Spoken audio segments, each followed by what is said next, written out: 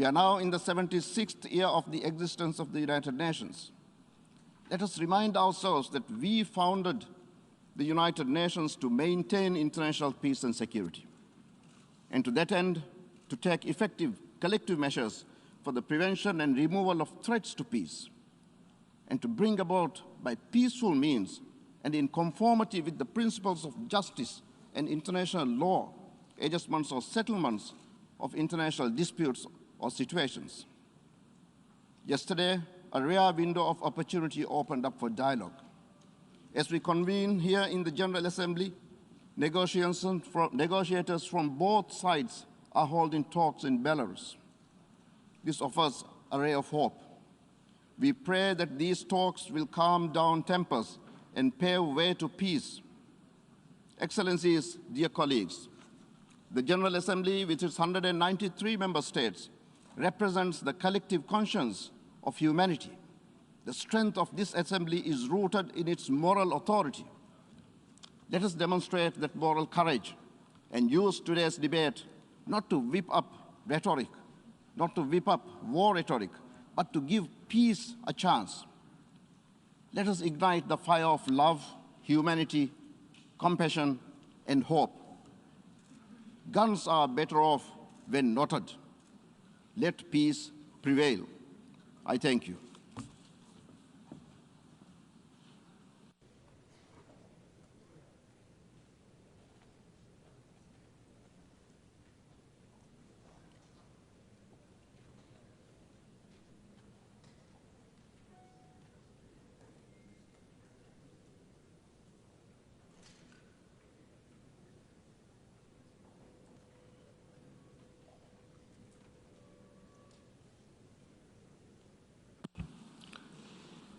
I now give the floor to the Secretary General of the United Nations, His Excellency Antonio Guterres.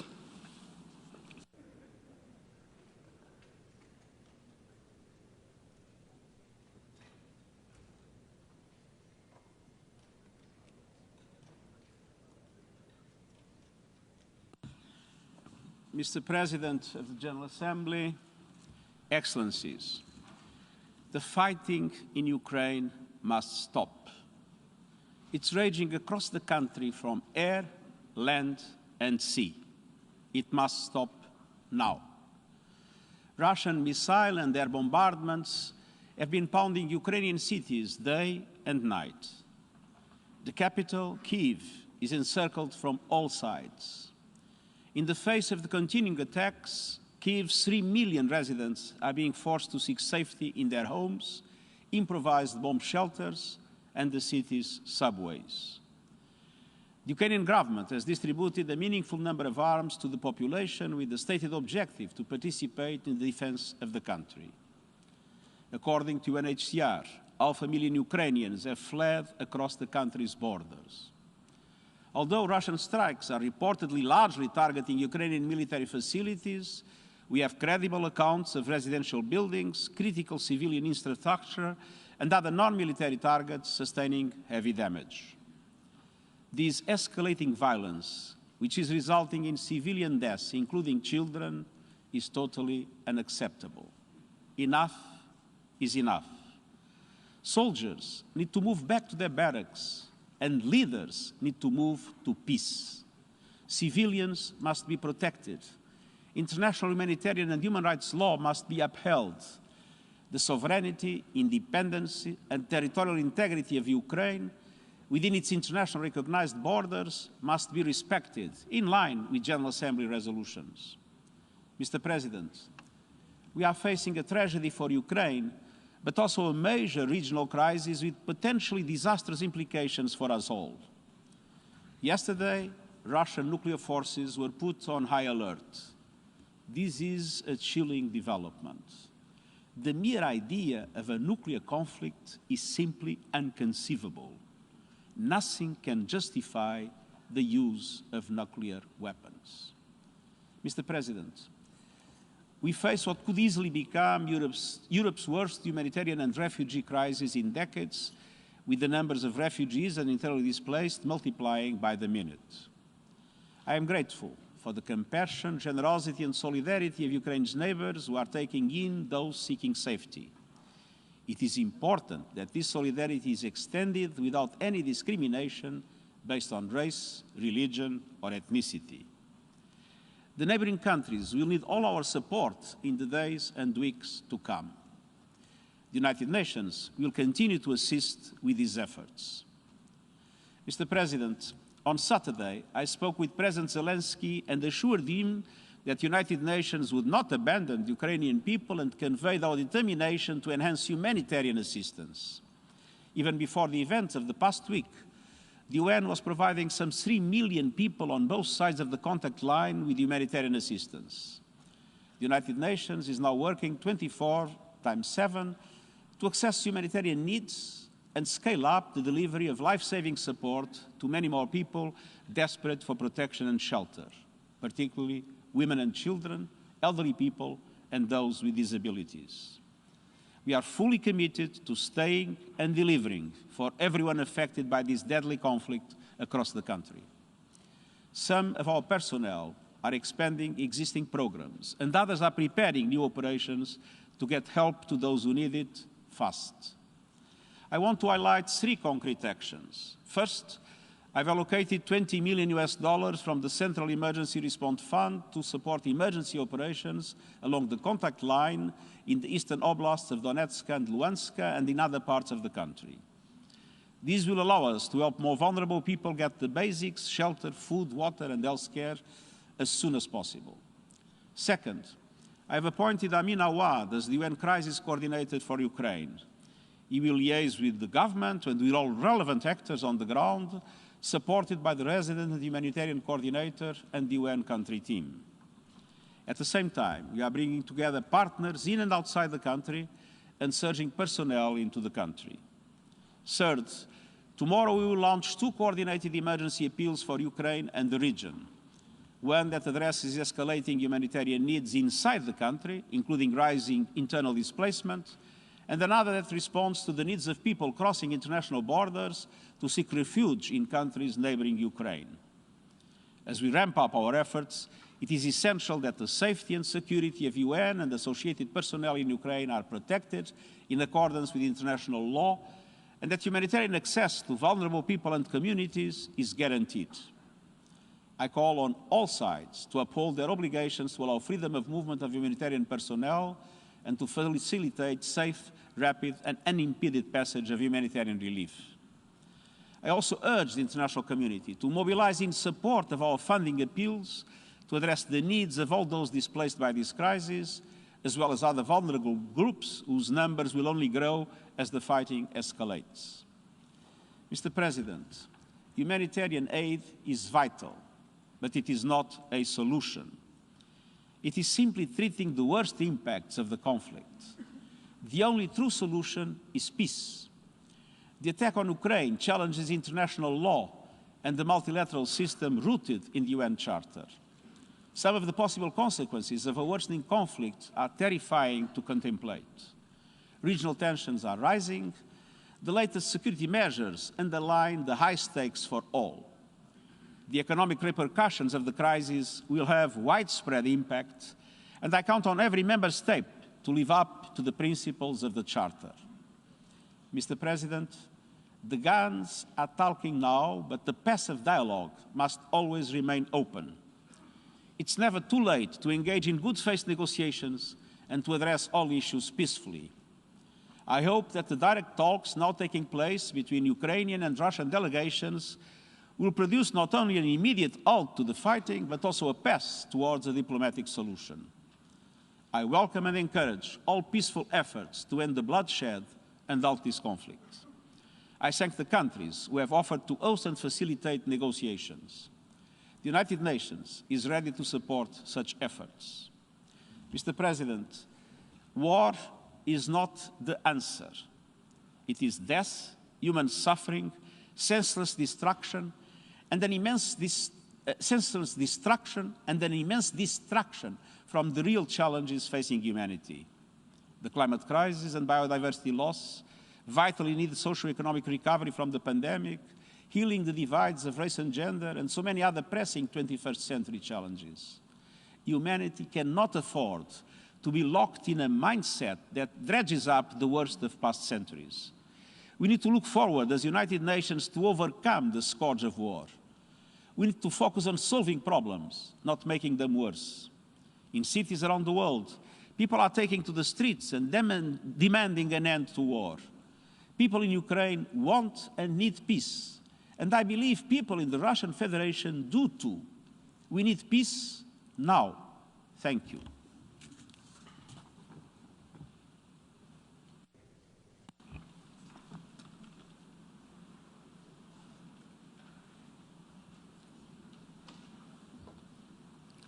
I thank the Secretary General for his statement.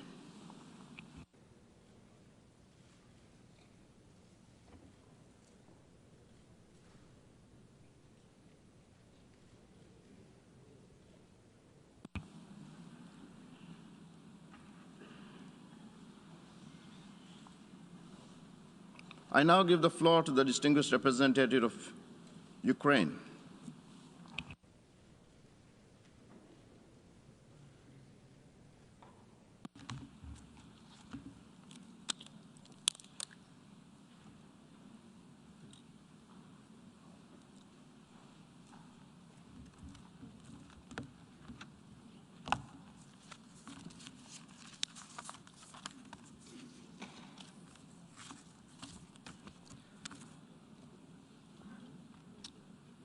Mr. President, Secretary General, for the first time since the United Nations was born, there is a full-fledged war in the center of Europe. Everyone in this hall and everyone in the world knows that Russia, and Russia alone, started this invasion now facilitated by Belarus. This war was not provoked. It was chosen by someone who is right now sitting in the bunker. We know what happened with the person who sat in the bunker in Berlin in May 1945.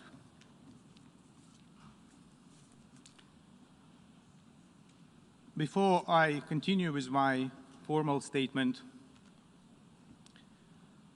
I would like to switch to Russian and invite you to put on the headphones, because I would like to read from the screenshot of the smartphone of a killed Russian soldier. That's an actual screenshot from someone who is dead already. Лёш, ты как? Почему так долго не отвечаешь? Вы точно на учениях? Спрашивает мать убитого солдата за моменты перед тем, как он был убит. Мама, я уже не в Крыму. Не на учениях. А где? Папа спрашивает, можно ли тебе послать посылку. Да какую посылку, мам? Что ты говоришь такое? Что случилось? Мама, я на Украине. Тут настоящая война. Мне страшно. Мы бьем по всем городам. Подряд. Даже по мирным жителям. Нам сказали, что они нас будут приветствовать. А они кидаются под нашу технику и не дают проехать. Называют нас фашистами. Мама, мне очень тяжело. In several moments, he was killed. Imagine, if you want to just visualize the magnitude of the tragedy, you have to imagine next to you, next to every nameplate of every single country in this General Assembly, more than 30 souls of killed Russian soldiers already. Next to every name of every single country in this assembly. 30 plus killed Russian soldiers. Hundreds of killed Ukrainians. Dozens of killed children. And it goes on and on and on.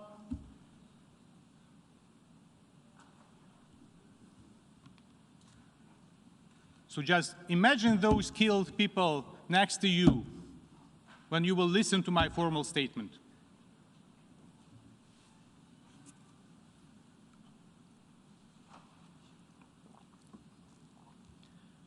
Big militarized power seeking for geopolitical greatness has launched a full-fledged military offensive against a smaller neighbor aimed at invading the country. Deadly airstrikes dropped on civilians' heads across the entire country, and the Russian troops crossed Ukraine's borders from the territory of Russia, Belarus, and the occupied parts of Ukraine's Donbas and Crimea.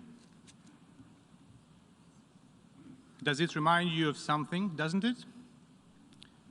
Indeed. Very clear parallels could be drawn with the beginning of the Second World War, too. And Russia's course of action is very similar to what their spiritual mentors from the Third Reich employed on the Ukrainian land 80 years ago. Just one, the most recent example of human sufferings, example of war crime. As all of us were on our way to the General Assembly today, the Russian army shelled with Grad multiple rocket launcher systems the residential areas of the city of Kharkiv, the second biggest in Ukraine. Innocent civilians have been killed and wounded. The exact numbers is very difficult to estimate because of the warfare, while the negotiations are still underway at the border with Belarus. We therefore express our gratitude for overwhelming support that made this decision on the emergency session possible. We are grateful to the President of the General Assembly for his taking care of this idea well in advance. We appreciate the engagement of the UN Secretary General, who has taken a very strong stance in support of peace, in support of the UN Charter.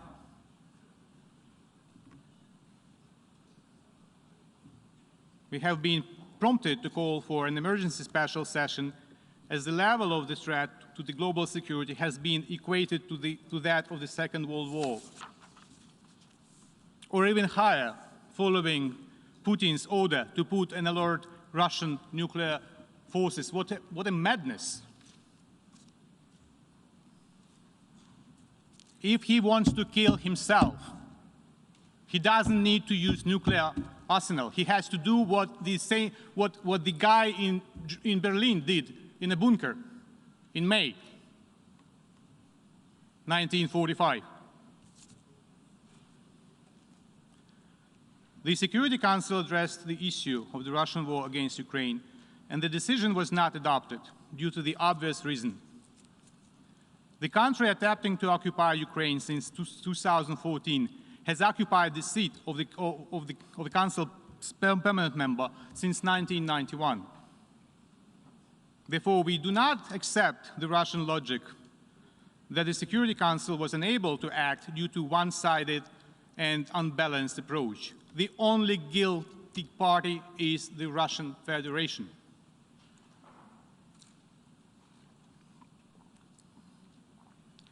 Distinguished delegates, Russia uses all its military potential to attack Ukraine and has begun redeploying reserve units on the border with Ukraine. It fires cruise and ballistic missiles at cities, attacks with aviation, tanks, and artillery, sends subversion and reconnaissance groups which mark residential buildings in preparation for the air attacks. Russia's missiles are now aimed at destroying the infrastructure objects. They targeted the radioactive waste disposal site near Kyiv, the fuel base in the town of Vasilkiv that is effectively a Kyiv's suburb, the objects of logistic infrastructure, including bridges, airports, and water reservoirs, remain among the targets. Such towns as Shastya and Stanitsa Luganska near Lugansk are now nearly destroyed, as well as residential buildings in and around Kyiv and Kharkiv. The Russian forces seized the Chernobyl nuclear power station and the part of southern Kherson region, including the North Crimean Canal. Due to the active moving of Russian heavy militaries through the Chernobyl exclusion zone, the radiation level has increased rapidly. In the Black Sea, Russian warships deliberately attacked two civil vessels under the flags of Panama and Moldova, approaching Ukraine. This constitutes a flagrant violation of the international law of the sea. Incredibly, one of the vessels had the Russian crew. Still, it was attacked by the Russians. Russians keep attacking kindergartens and orphanages, thus committing war crimes and violating the Rome Statute. Hospitals and mobile medical aid brigades are also targeted by the Russian shelling and the sabotage groups working in Ukraine's cities and towns. The Russian military fired on ambulance crews in the areas of Zaporizhia and Kyiv. In Akhtirka district of Sumy region, Russian tanks shot down a bus with civilians. Later, the Russian military did not allow ambulances on the spot. As of today, 352 people, including 16 children, were killed on the Ukrainian side, and 2,040 Ukrainians, including 45 children, wounded during the first 5 days of the Russian invasion.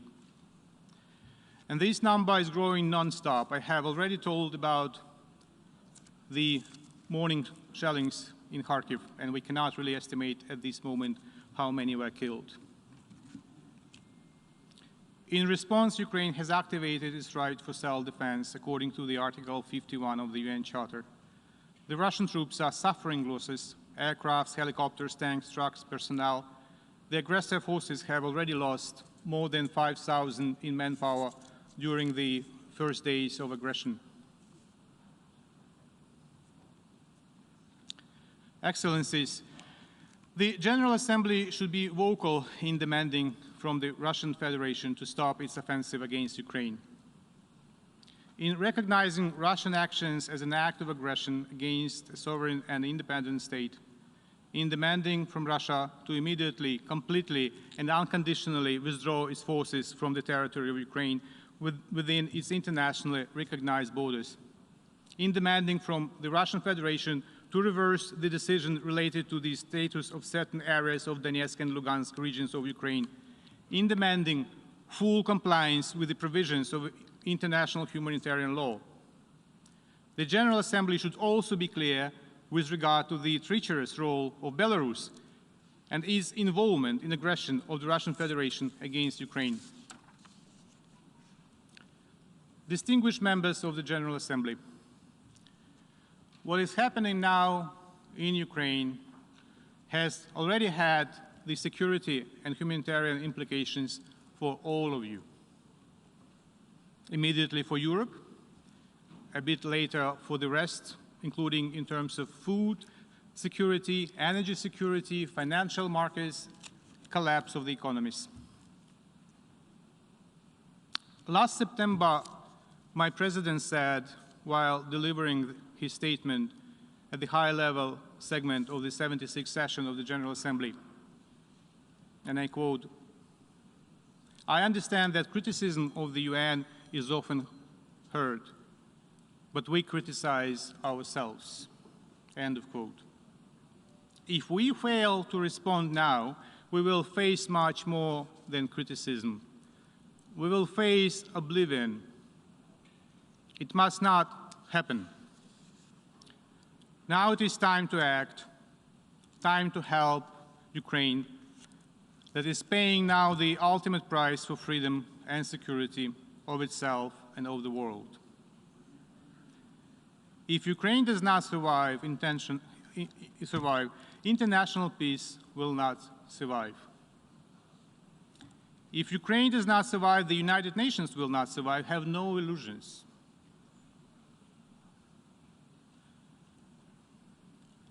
If Ukraine does not survive, we cannot be surprised if democracy fails next.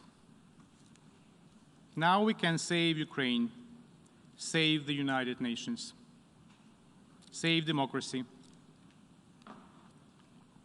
and defend the values we believe in and that Ukrainians are fighting for and paying with their lives.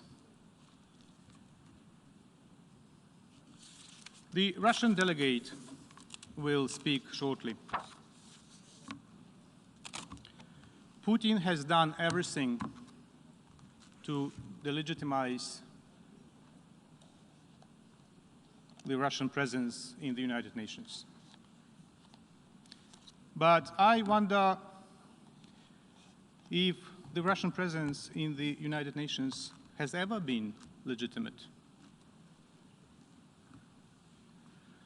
I wonder if ever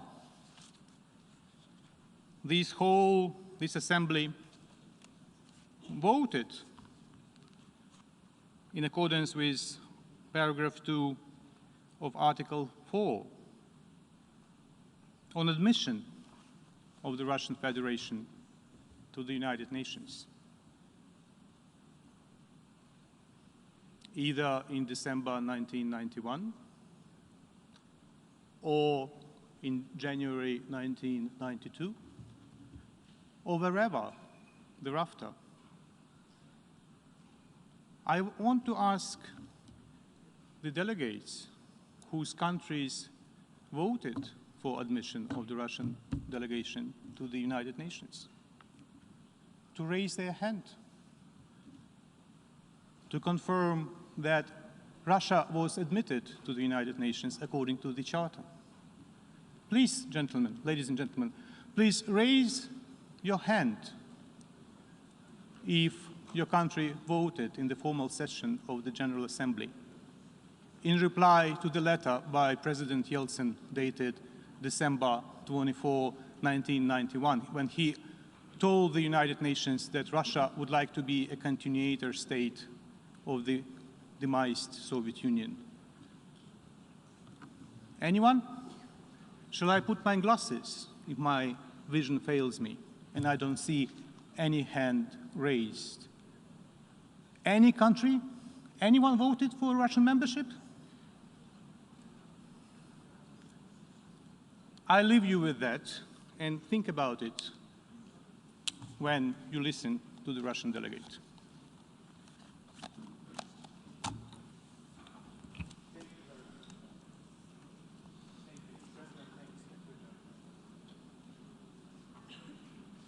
I thank the distinguished representative of Ukraine.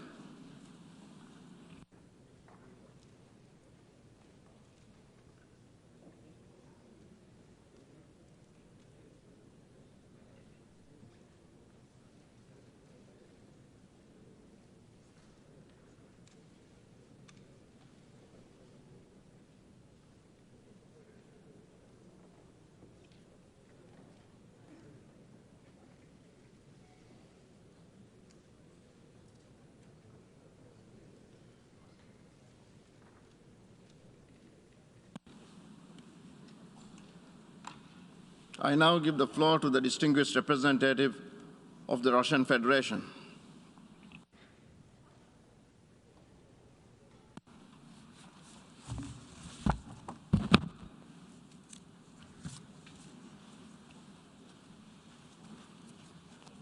Господин председатель, господин генеральный секретарь, уважаемые коллеги, в последние дни украинский сюжет доминирует в информационном поле и занимает центральное место в Совете Безопасности ООН и теперь и на Генассамблее.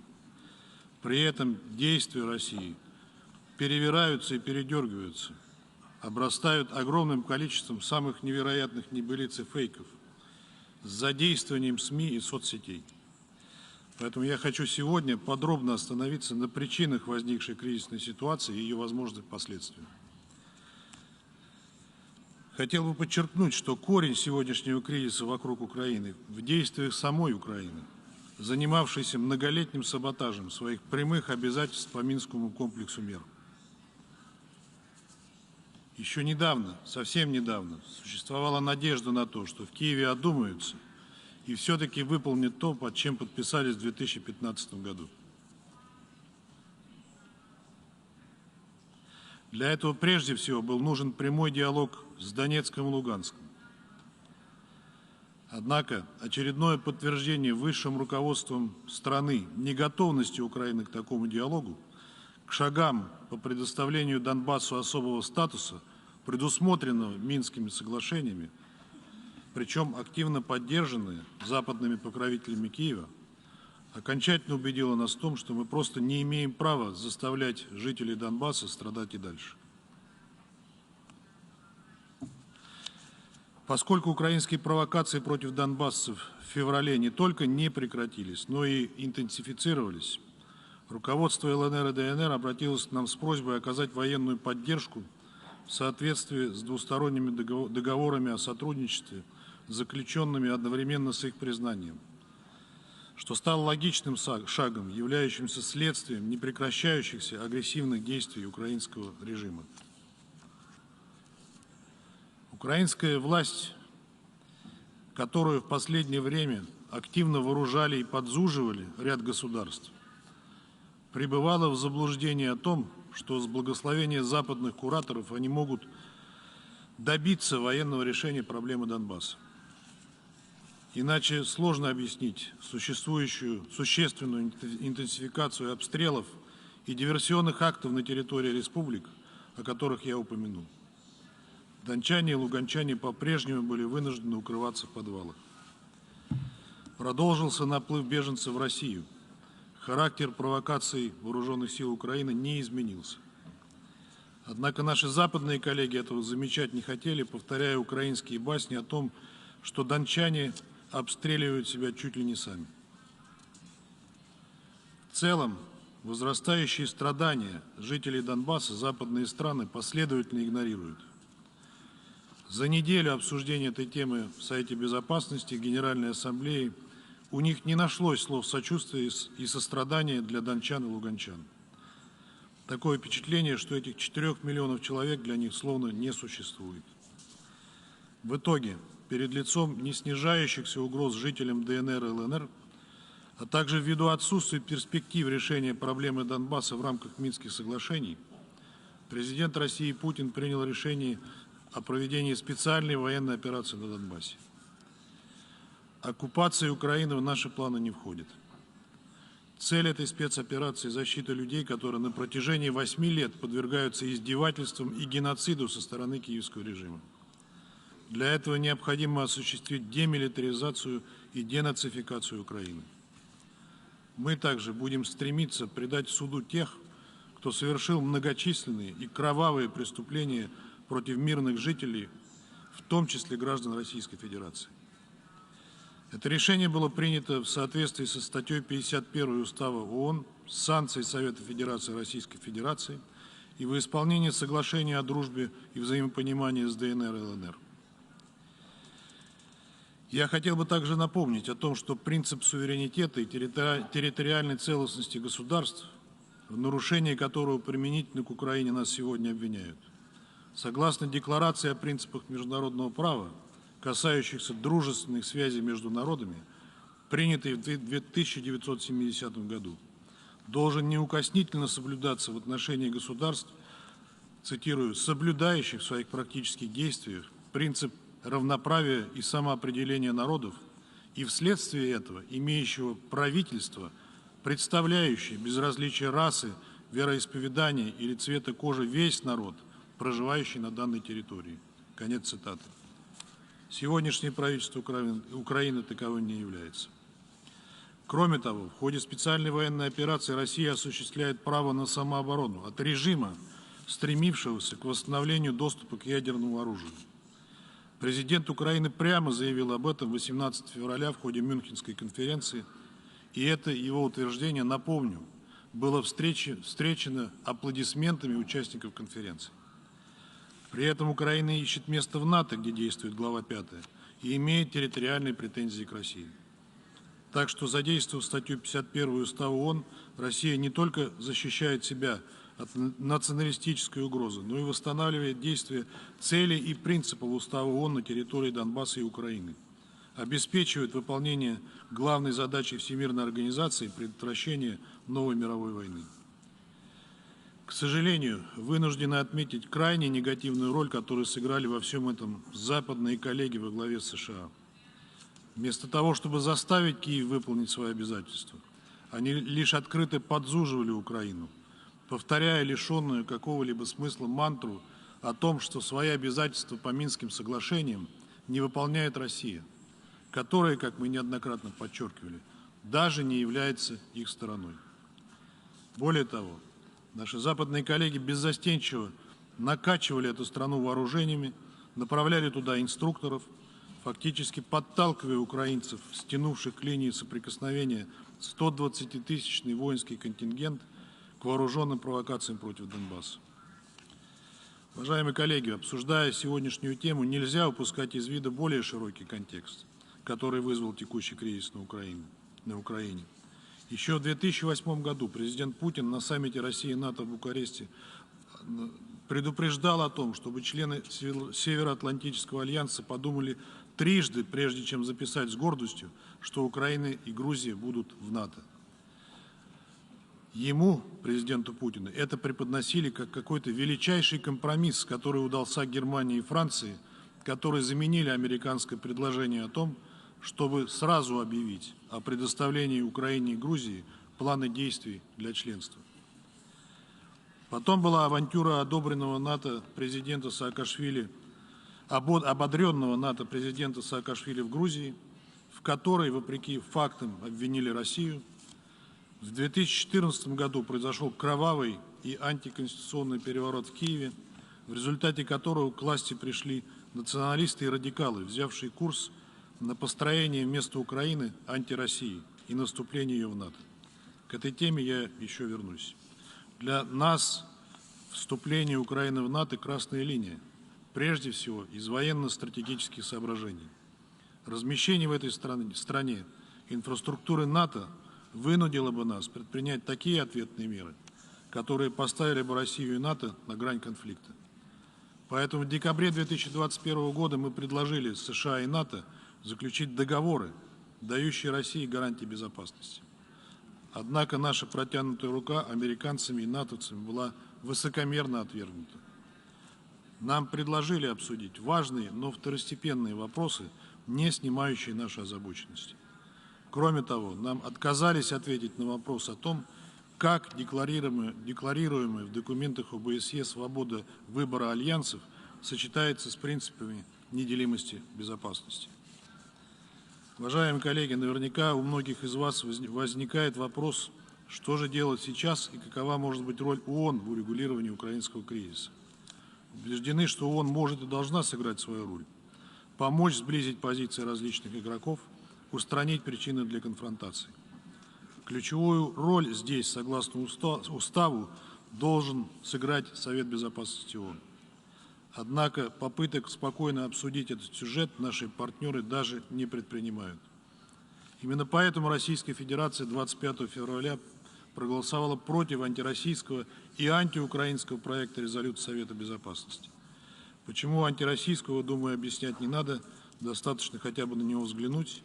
Почему антиукраинского? Потому что этот документ, вне всякого сомнения, противоречит коренным интересам украинского народа, поскольку пытается спасти и закрепить на Украине ту систему власти, которая подвела эту страну к трагедии, длящейся вот уже минимум 8 лет.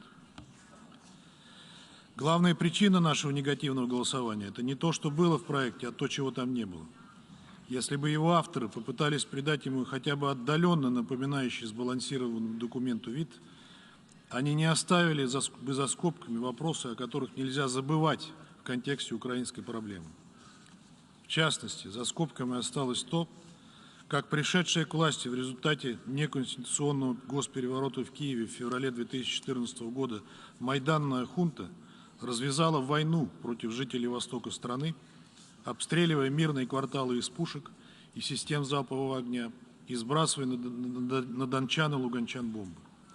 Осталось за скобками то, как украинская власть при попустительстве своих западных покровителей последовательно и цинично уходила от выполнения минских договоренностей. При этом размещенные на линии соприкосновения украинские каратели, прежде всего из радикальных и неонацистских батальонов, методично, день за днем, обстреливали жилые районы ДНР и ЛНР, убивая женщин, детей и стариков. Это продолжается и сегодня. А как можно не упомянуть про леденящую кровь преступления укронацистов за эти 8 лет, про заживо сгоревших протестующих против Майдана в Одессе, про расстрел мирных протестующих на самом Майдане неизвестными снайперами. Расследование обеих этих трагедий майданный режим целенаправленно заматывал. При этом виновные в одесской трагедии известны и особо не скрываются. А альтернативные расследования и признание самих снайперов недвусмысленно подтверждают, что бойня на площади Независимости была провокацией лидеров Майдана. Мы специально провели в прошлом году неформальное заседание Совета Безопасности по формуле Ария по обоим этим сюжетам, чтобы дать коллегам по Совету больше информации на этот счет. Однако в ответ в лучшем случае услышали от западных партнеров лишь штампованные клише о российской пропаганде. Какой текст резолюции по украинской теме может быть без упомянутых мною сюжетов? Необходимо было бы включить в проект и честную оценку роли в раздувании украинского кризиса наших западных коллег, которые не только стояли за майданным переворотом, но и фактически выдали Киеву карт-бланш на любые действия и шаги, немыслимые для любого цивилизованного государства. Здесь и вопиющая дискриминация русского языка и, соответственно, русскоязычных жителей, и прославление пособников Гитлера вкупе с запретом на чествование настоящих героев Украины, освобождавших ее от нацизма, и создан религиозный раскол в этой стране. Подсказки о торжестве демократии на Украине майданные власти и националисты занимались безнаказанными убийствами политических оппонентов, преследовали оппозицию, закрывали оппозиционные телеканалы, где можно было почерпнуть хотя бы относительно объективную информацию. 6 из таких телеканалов были закрыты только при Зеленском. А как забыть о накачке оружием Украины, из которого потом убивались мирные жители на Донбассе? Ответственность за то, что происходит сейчас, лежит не только на нынешнем украинском руководстве, но и на наших западных коллегах. Уважаемые коллеги, хотел бы также привлечь ваше внимание к тому, что вокруг российской специальной военной операции нагнетается пузырь лжи, фейков и дезинформации. В частности, именно разрушенные вооруженными силами Украины и националистами дома на Донбассе западные СМИ сейчас чаще всего беззастенчиво выдают за последствия нашей военной операции на Украине. Мы постоянно слышим вранье и фейки о неизбирательной бомбардировке украинских городов, больниц, школ и детских садов. Российская армия не угрожает мирным жителям Украины, не обстреливает мирные объекты. В городах, которые перешли под контроль российских вооруженных сил, и эти города живут в обычном режиме. Там функционируют объекты жизнеобеспечения, работает транспорт, и совместно с местной администрацией поддерживает порядок. Это же касается Чернобыльской атомной электростанции, которые совместно патрулируются российскими вооруженными силами и специальной полицией, украинской полицией, которая там находится. Чернобыльская АЭС также функционирует в нормальном режиме. Угрозу сейчас для жителей Украины представляют украинские националисты, фактически взявшие в заложники жителей Украины и прикрывающиеся ими как живым щитом. Есть множество свидетельств, распространяемых простыми украинцами, о том, что националисты, невзирая на их протесты, размещают тяжелую технику и системы залпового огня в жилых кварталах.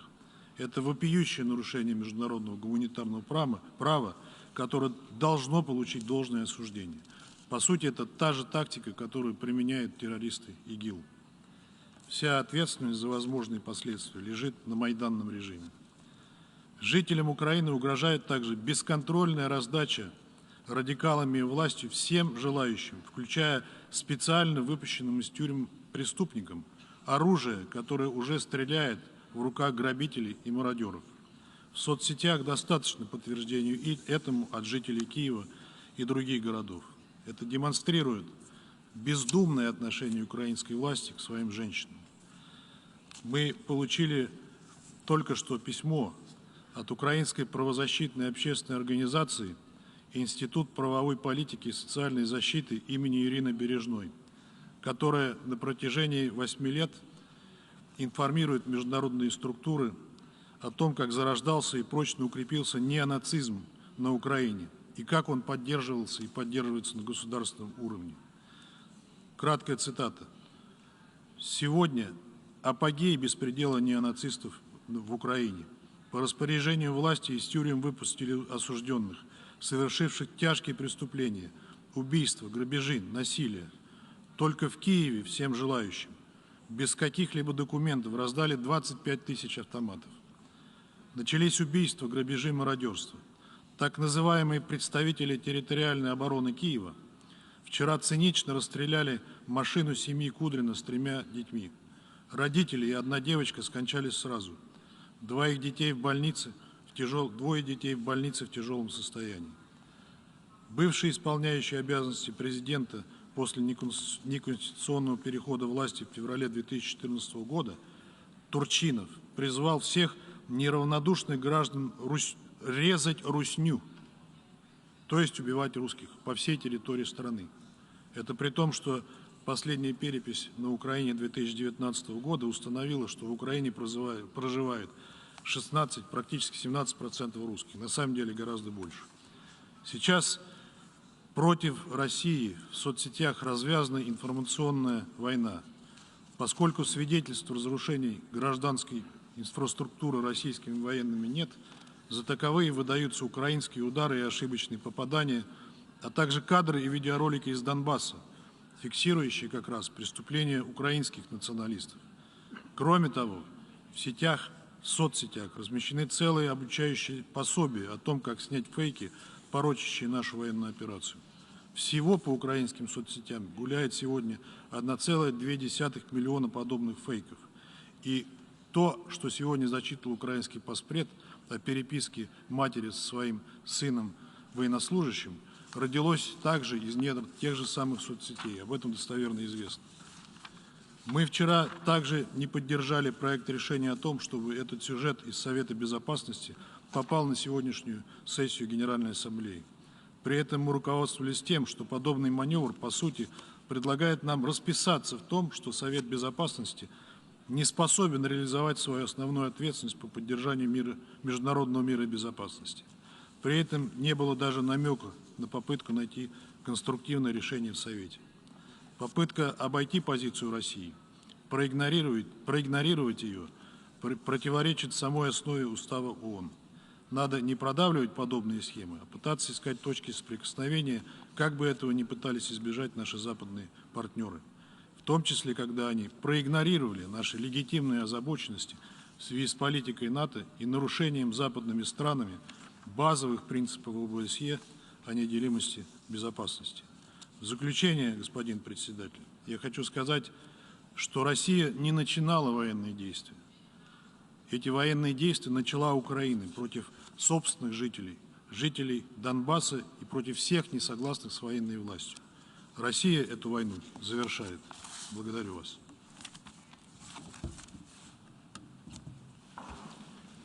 I thank the distinguished representative of the Russian Federation.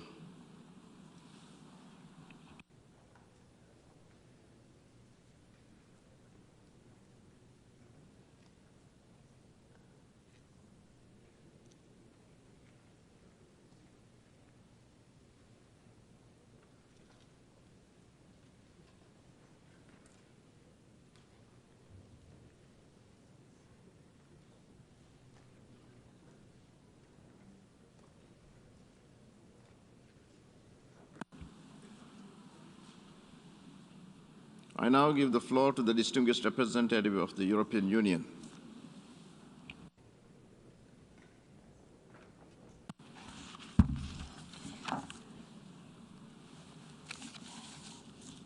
Mr. President, I have the honor to speak on behalf of the European Union and its member states. North Macedonia, Montenegro, Albania, Bosnia and Herzegovina, Iceland, Norway, Republic of Moldova, Georgia, San Marino, Andorra, Monaco, and Liechtenstein align themselves with this statement. Mr. President, I want to thank you for convening us here today, and for the Secretary General to be here, and for all of you colleagues being here. It's very important that the facts are heard and fully understood, and that this body is able to take the appropriate decisions after the fact that the Security Council, thanks to the veto by one country alone, stopped the Council from taking that decision. Let me start by expressing the European Union's full solidarity and support to Ukraine and its people, who are courageously fighting an unprovoked and unjustified military aggression from Russia. Since our meeting here in the General Assembly last week, the situation has dramatically escalated, despite tireless diplomatic efforts, including at the highest level. Russia has decided to turn its back to peace, to the rules-based international order as defined inter alia in the UN Charter, to diplomacy and to the international community. Russia's military attack against Ukraine has already caused an alarming number of deaths, injured, internally displaced and refugees.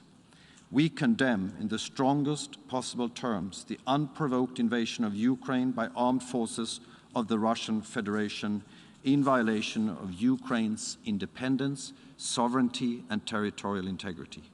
We also condemn the involvement of Belarus in this aggression against Ukraine, and we call on both Russia and Belarus to abide by their international obligations. We're also alarmed by Russia's raising of the nuclear alert level.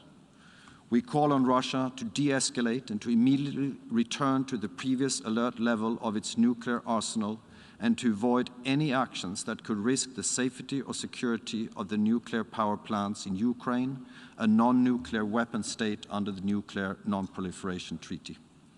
Russia bears full responsibility for this aggression and the resulting destruction and loss of life.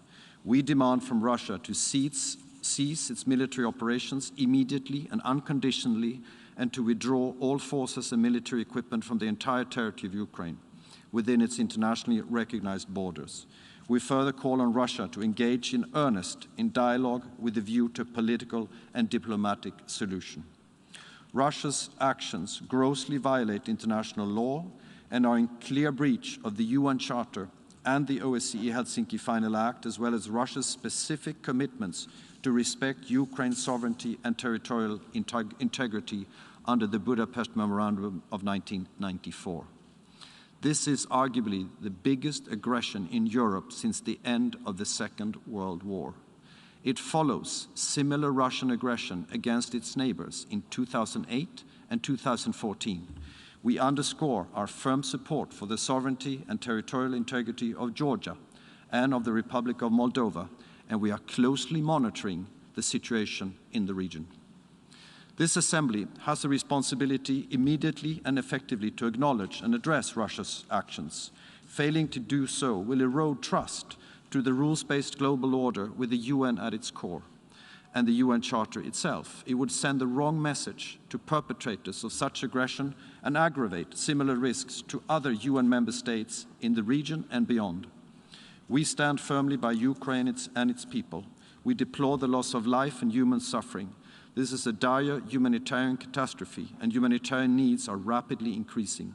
With the toll of IDPs and refugees rising, humanitarian support is a priority in the wider package of EU support offered to Ukraine in these trying days. The EU and its member states are providing urgently needed humanitarian assistance to the Ukrainian population. Ukraine has activated the Union's civil protection mechanism and is receiving urgently needed supplies from EU member states.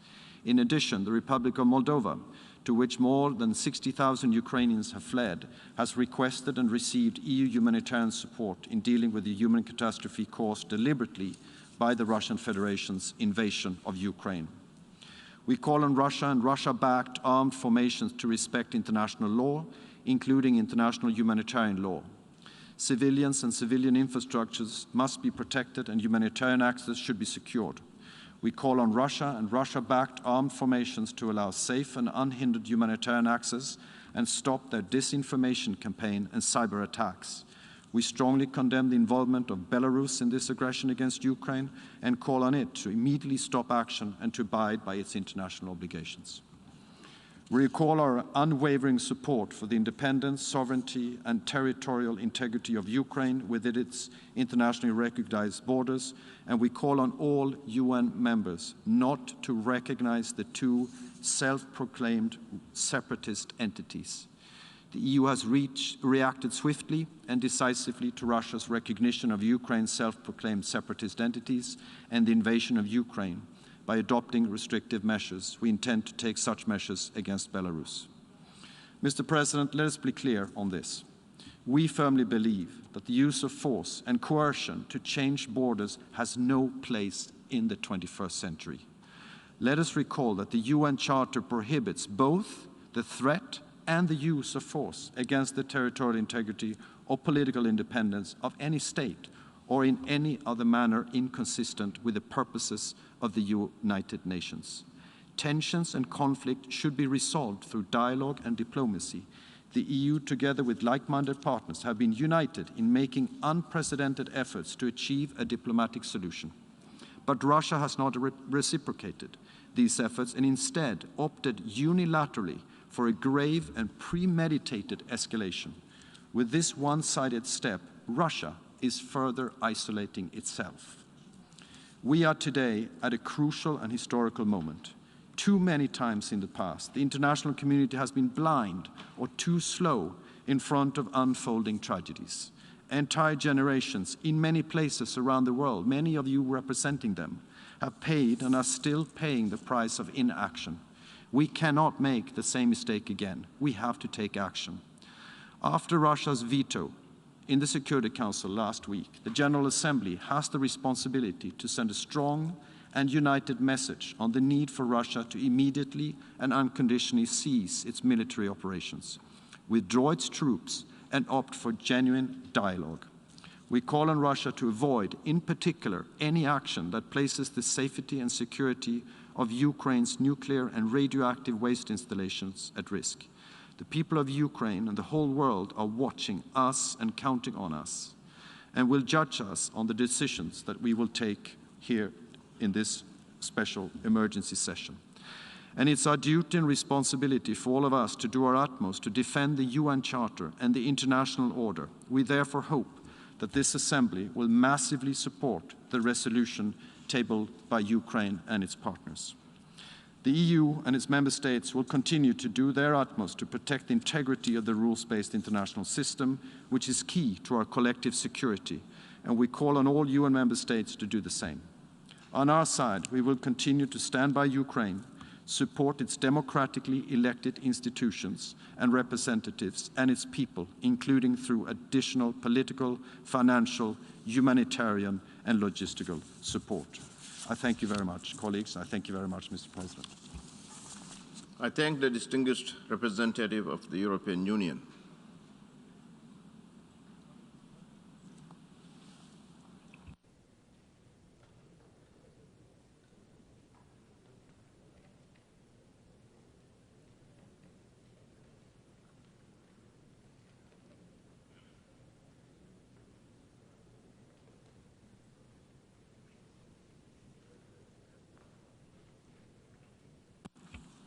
I now give the floor to the distinguished representative of Denmark on behalf of the Nordic Baltic countries.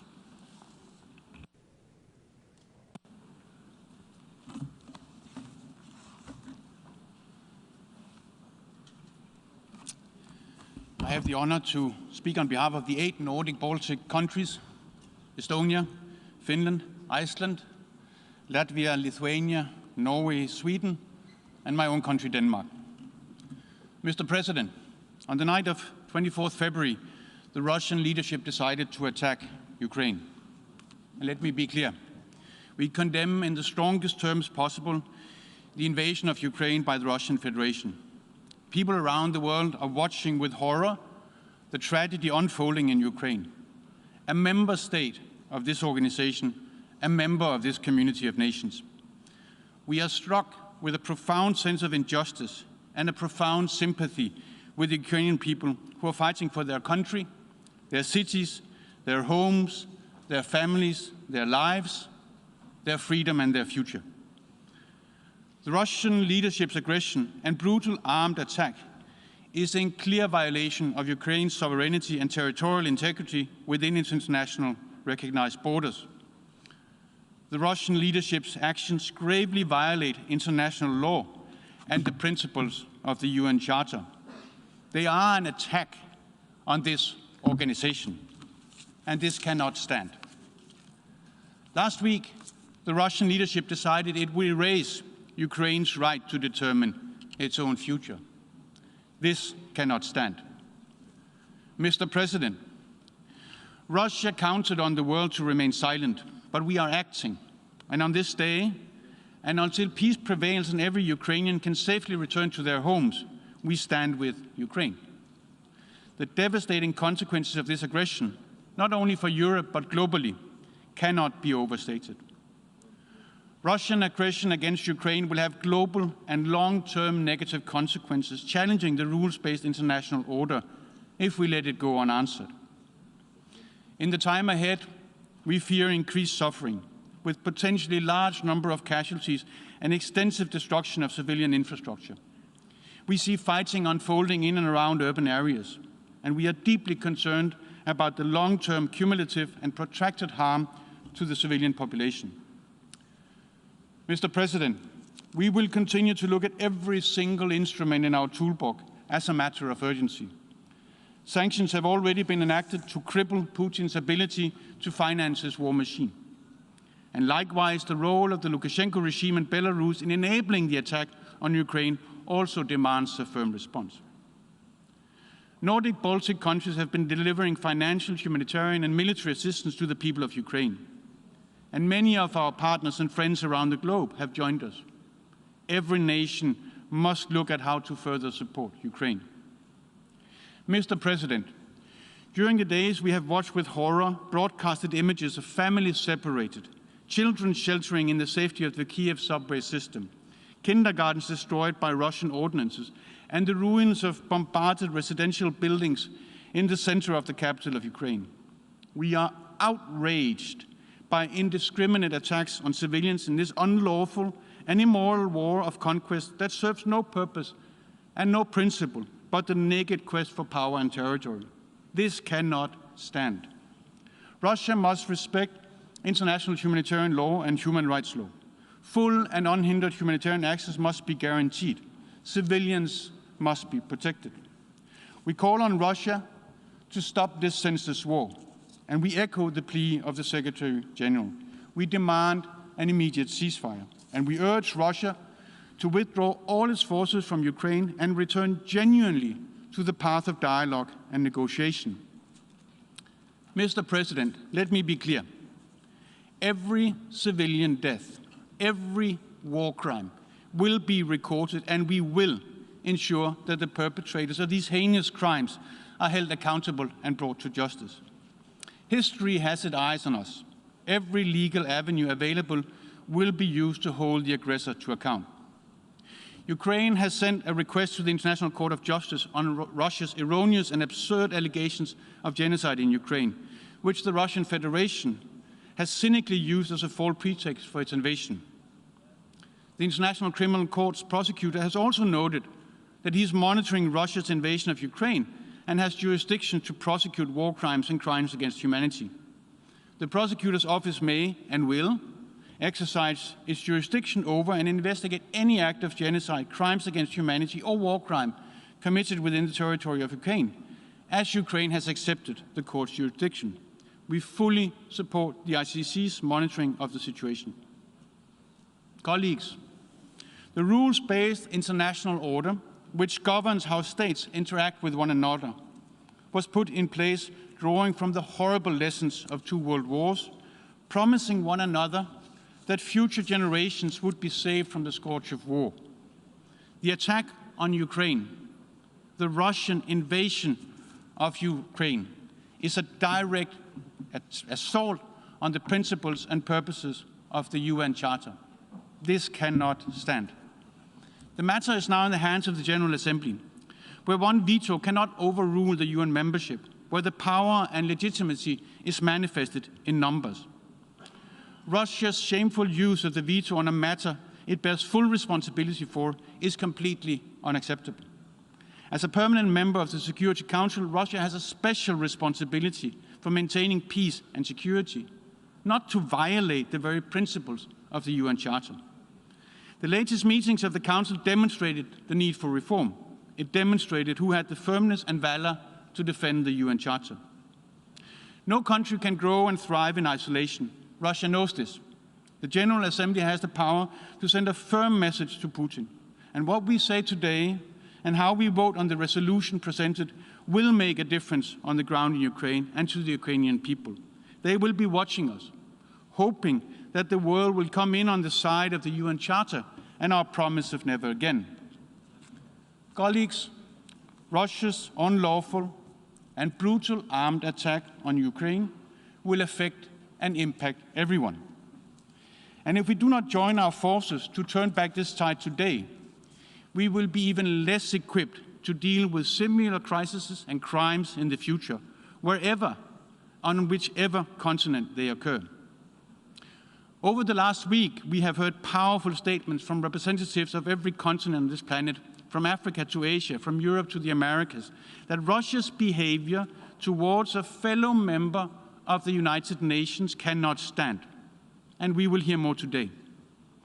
And to those who still refer to 2 parties to a conflict, we echo the words of a protester who had written on her sign, "If Russia stops fighting, there will be no more war.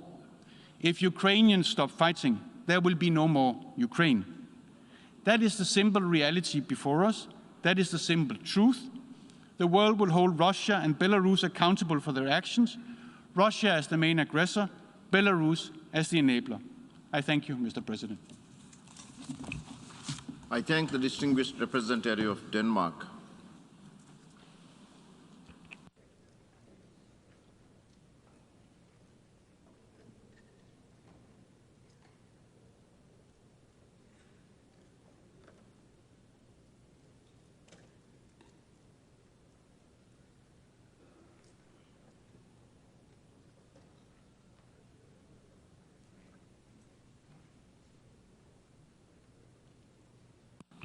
I now give the floor to the distinguished representative of France. Monsieur le Président, la Russie poursuit jour après jour son œuvre de destruction en Ukraine. À ces actes brutaux et criminels s'ajoute une rhétorique dangereuse qui alimente davantage les tensions.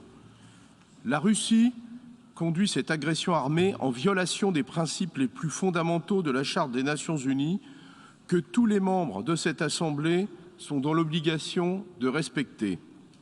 Vendredi, elle s'est opposée seule à une résolution du Conseil de sécurité coparrainée par 82 États. L'Assemblée générale porte aujourd'hui une responsabilité historique, celle de relayer haut et fort la voix des citoyens qui, sur tous les continents, et y compris en Russie, demandent l'arrêt immédiat de cette guerre et le retrait de l'armée russe du territoire ukrainien.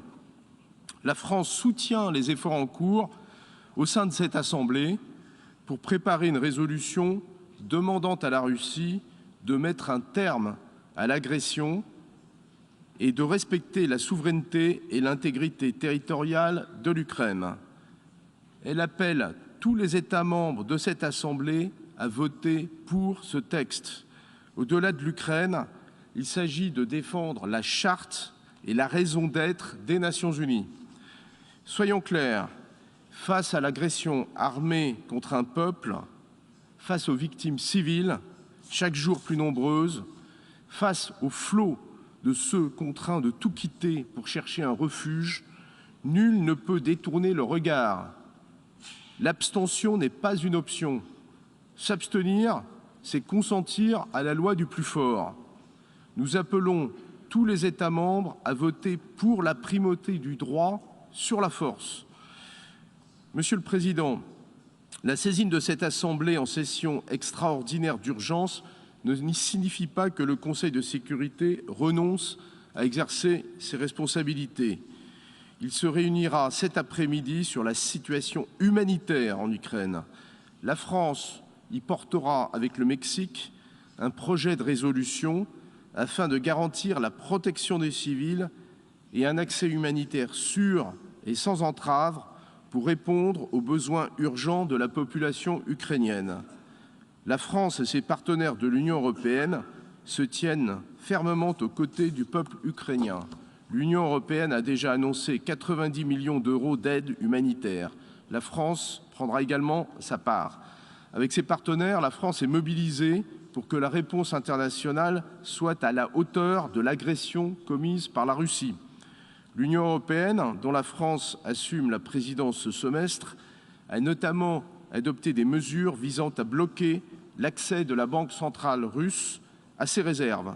Elle a également annoncé le financement de matériel de défense au profit de l'Ukraine. Monsieur le Président, la France salue le courage dont fait preuve le peuple d'Ukraine. Nous appelons cette Assemblée à lui exprimer sans tarder son soutien par l'adoption d'une résolution. Je vous remercie. I thank the distinguished representative of France.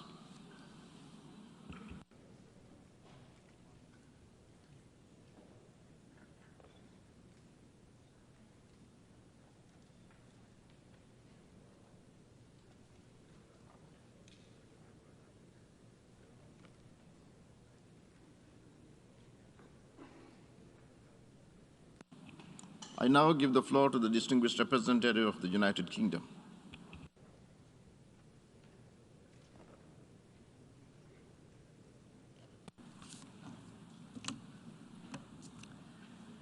Mr. Secretary-General, Mr. President, colleagues. On Friday, 81 member states supported a resolution in the Security Council to stop the war in Ukraine. Russia was completely isolated in opposing that resolution. Today, we gather in the General Assembly to stand against Russia's illegal attack on Ukraine and its assault on the principles of the UN Charter. The facts are clear.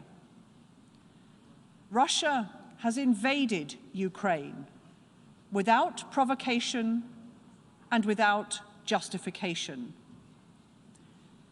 Russia has rained missiles and rockets down on Kyiv, Kharkiv, Odessa, and other cities.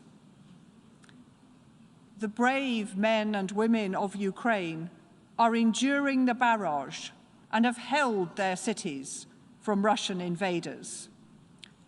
They are fighting for their country, for their continued future as a free and independent nation. But the humanitarian consequences are already immense. We hear of babies born in air raid shelters, children with bomb craters in their kindergartens, and today, news of the shelling of residential areas in Kharkiv. These are indiscriminate attacks on Ukrainian civilians. 7 million Ukrainians are displaced. In short, the scourge of war that our United Nations was created to prevent has been unleashed by Russia on Ukraine. The international response to Russia's aggression has been united and swift. around the world and here in this building, we must stand together to defend the rules and enforce the accountability that we have built together.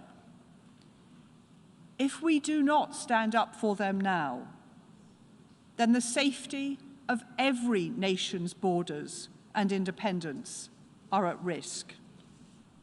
That is why we also condemn Belarusian support for Russia's invasion of Ukraine. As the Secretary-General said last week, Russia's actions are violations of the territorial integrity and sovereignty of Ukraine and conflict directly with the principles of the Charter of the United Nations. And as he said today, the only answer is peace. So our message today is simple. We offer our unequivocal support for Ukraine and the Ukrainian people. We call on President Putin to stop this senseless war. And we urge all fellow members of the United Nations to speak up for Ukraine and to defend the Charter. Slava Ukraini!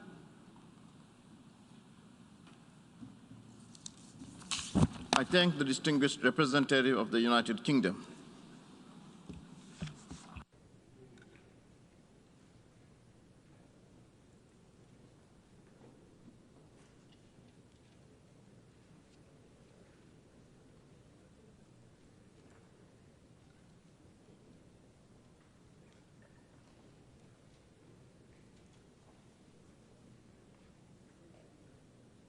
I now give the floor to the distinguished representative of Georgia.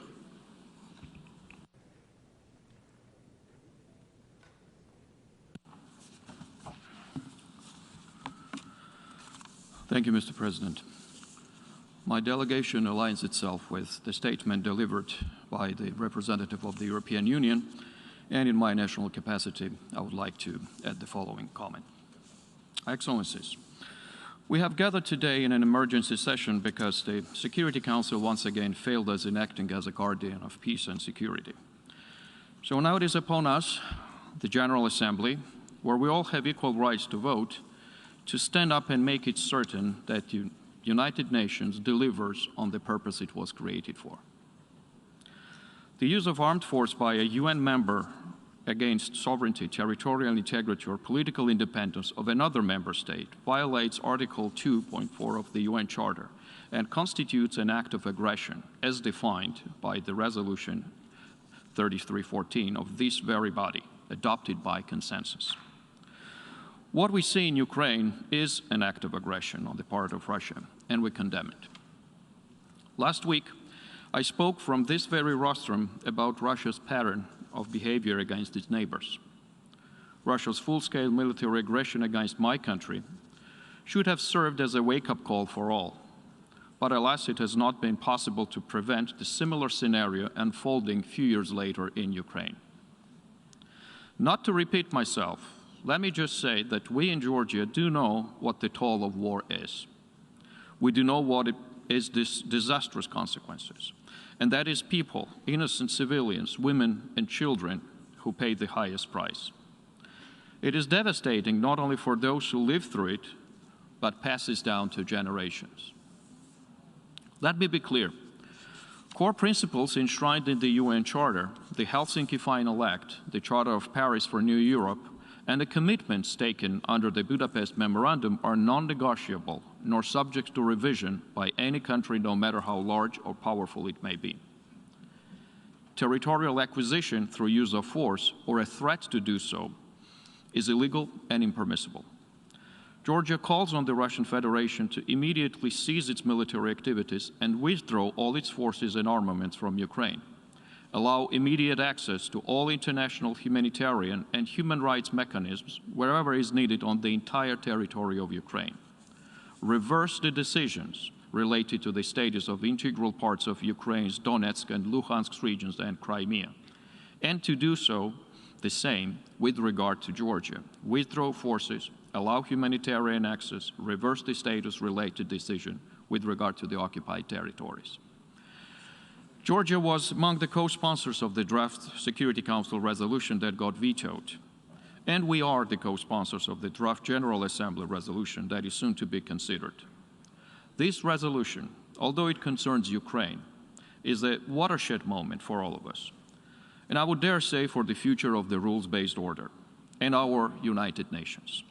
So I call on you to vote in favor of the proposed draft, to vote to save the succeeding generations from the scourge of war, to vote for the United Nations. And in conclusion, we welcome the Secretary General's decision to scale up the United Nations humanitarian operations in and around Ukraine. And let me once again reiterate Georgia's unwavering support of independence, sovereignty, and territorial integrity of Ukraine within its internationally recognized borders, including Crimea and Donbass, and Ukraine's navigational rights in its territorial waters. I thank you. I thank the distinguished representative of Georgia.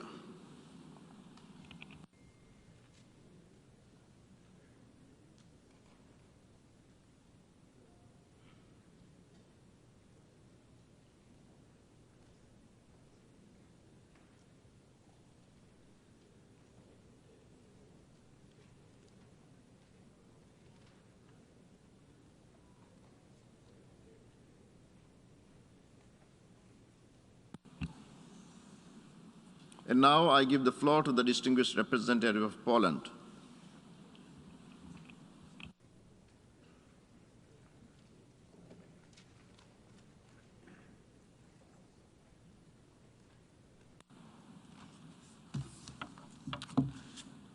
Mr. President, Mr. Secretary General, distinguished delegates, Poland fully supports the resolution just tabled by Ukraine and calls on each member state to stand firmly behind it.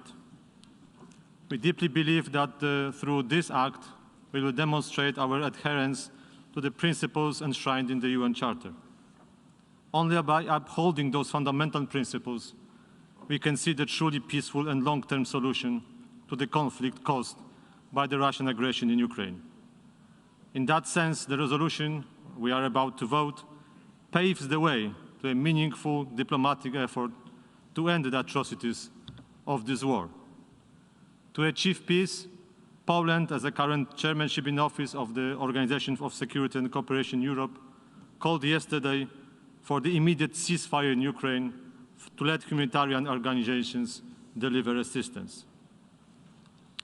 But these appeals for peace are even more urgent when you look at the events in Ukraine from a close distance perspective.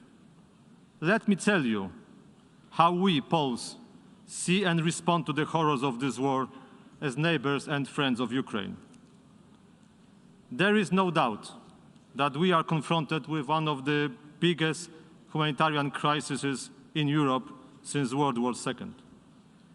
In the first 3 days of Russian aggression, facilitated by the complicity of the Belarusian regime of Alexander Lukashenko, we witnessed more than 500,000 people fleeing Ukraine, 300,000 of which found refuge in my home country. We keep our borders open. Our diplomatic missions help those who seek refuge in Poland. The nationals of all countries who suffered from Russian aggression or whose life is at risk can seek shelter in my country. And I can tell you, only for the first half of today, we welcome people of 125 nationalities fleeing Ukraine to Poland. So that means it concerns us all. The list of these nationalities are too long to read to you. So I just read the first, those with more than 100 nationals fleeing to Poland only today in the morning. Ukraine, Uzbekistan, Nigeria, India, Morocco, Kazakhstan, Pakistan, Afghanistan, Poland, Belarus, Iran, Turkey, Algeria, and Russia. This refuge applies also to the students, which I understand is a serious concern of some colleagues here in the chamber. The students are also welcome to Poland, and they are offered to continue their studies in Poland. We know that some of the missions here in New York were targeted by the disinformation suggesting discriminatory practices at the Polish-Ukrainian border based on race and religion. I can tell you this is a complete lie and a terrible insult to us. Besides giving refuge, Poland delivers to those who suffer a very practical and tangible help. My government organized special trains for the elderly and mothers with small babies, as well as convoys with supplies and medical aid. There are 7,000 beds in 20 hospitals ready for those wounded and sick, and I want to announce that the first Ukrainian refugee babies were born in Poland in the last 24 hours, and the first life-saving operations were carried out for the elderly in our hospitals. Poland stands ready to cooperate closely with you and OCHA, International Committee of the Red Cross, and other humanitarian organizations to ease the burden of the civilians targeted by the Russian aggression. But what I am most proud of is the outpour of spontaneous readiness to help by individuals. Polish families are opening their homes to refugees. They offer clothes, food, and accommodation. Thousands of private cars are coming from all over Poland to pick up those who cross the border. On the first 2 days, we experienced long traffic jams because of the number of cars coming from all corners of Poland. Polish people stand in lines for hours to donate blood for Ukraine. The scale of help was offered was so big that the government opened a special website, Helping Ukraine, where volunteers can register and get guidance on those in need. While diplomats in my mission are fulfilling our diplomatic duties here in New York, our family members and friends are welcoming refugees coming directly from the war zone. In this conflict, Poland may not be a geopolitical superpower, but we want to be a solidarity superpower. And this is how we want to change the grim reality for better. At the same time, I would like to pay a tribute to those Ukrainians who defend their motherland and continue to stand for their country's freedom. Those are not only soldiers, but also people like Vasilina, a 30-year-old mother of two small daughters, living in a village near the Polish-Ukrainian border.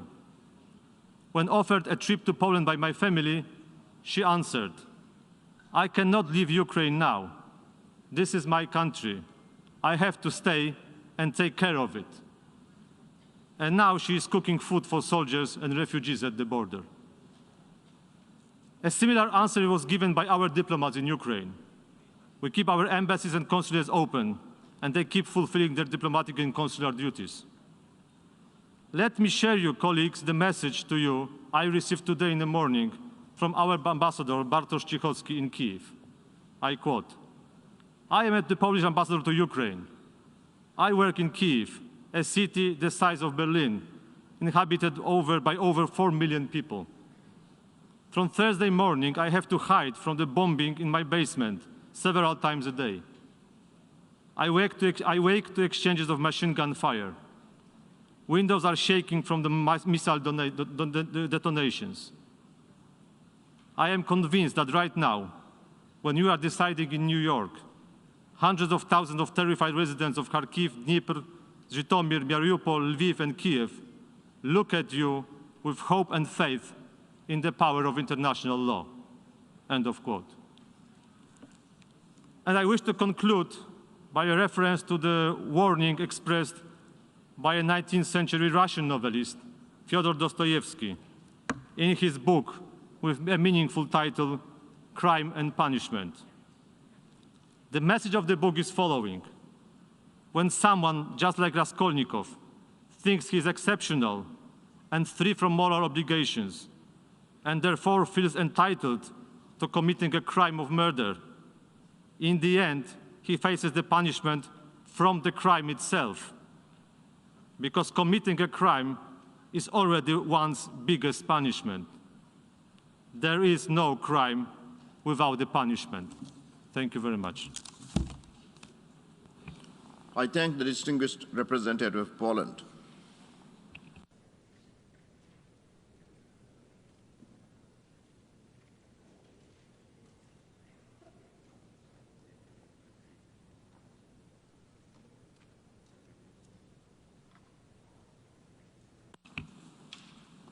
And now I give the floor to the distinguished representative of Austria.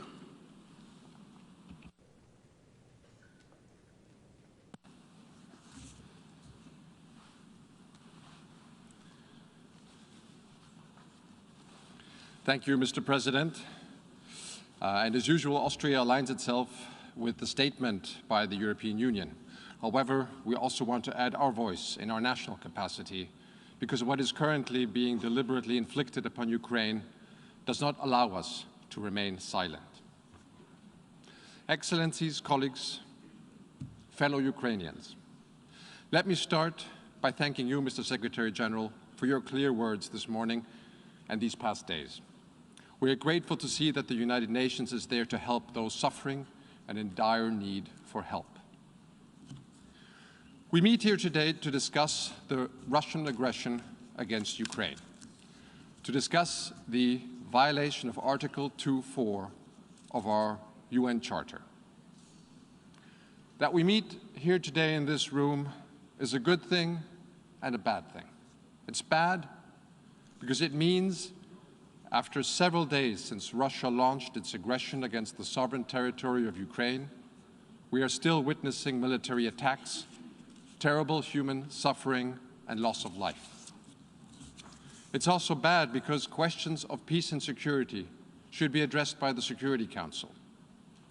As primary responsible for upholding international peace and security, the Security Council cannot remain silent when basic principles of our international rules-based order are trampled by military boots and squashed by tanks. Last Friday, however, the Security Council decision was blocked by the veto of a permanent member, the Russian Federation, even though 81 members of the international community supported the draft resolution of the co-pen holders. Yes, the veto power is foreseen in the UN Charter, but so is the obligation to uphold UN principles. If in the 21st century the Security Council is blocked in a situation that constitutes a blatant breach of international law, we should ask ourselves if this system of veto powers is still able to regulate our international relations.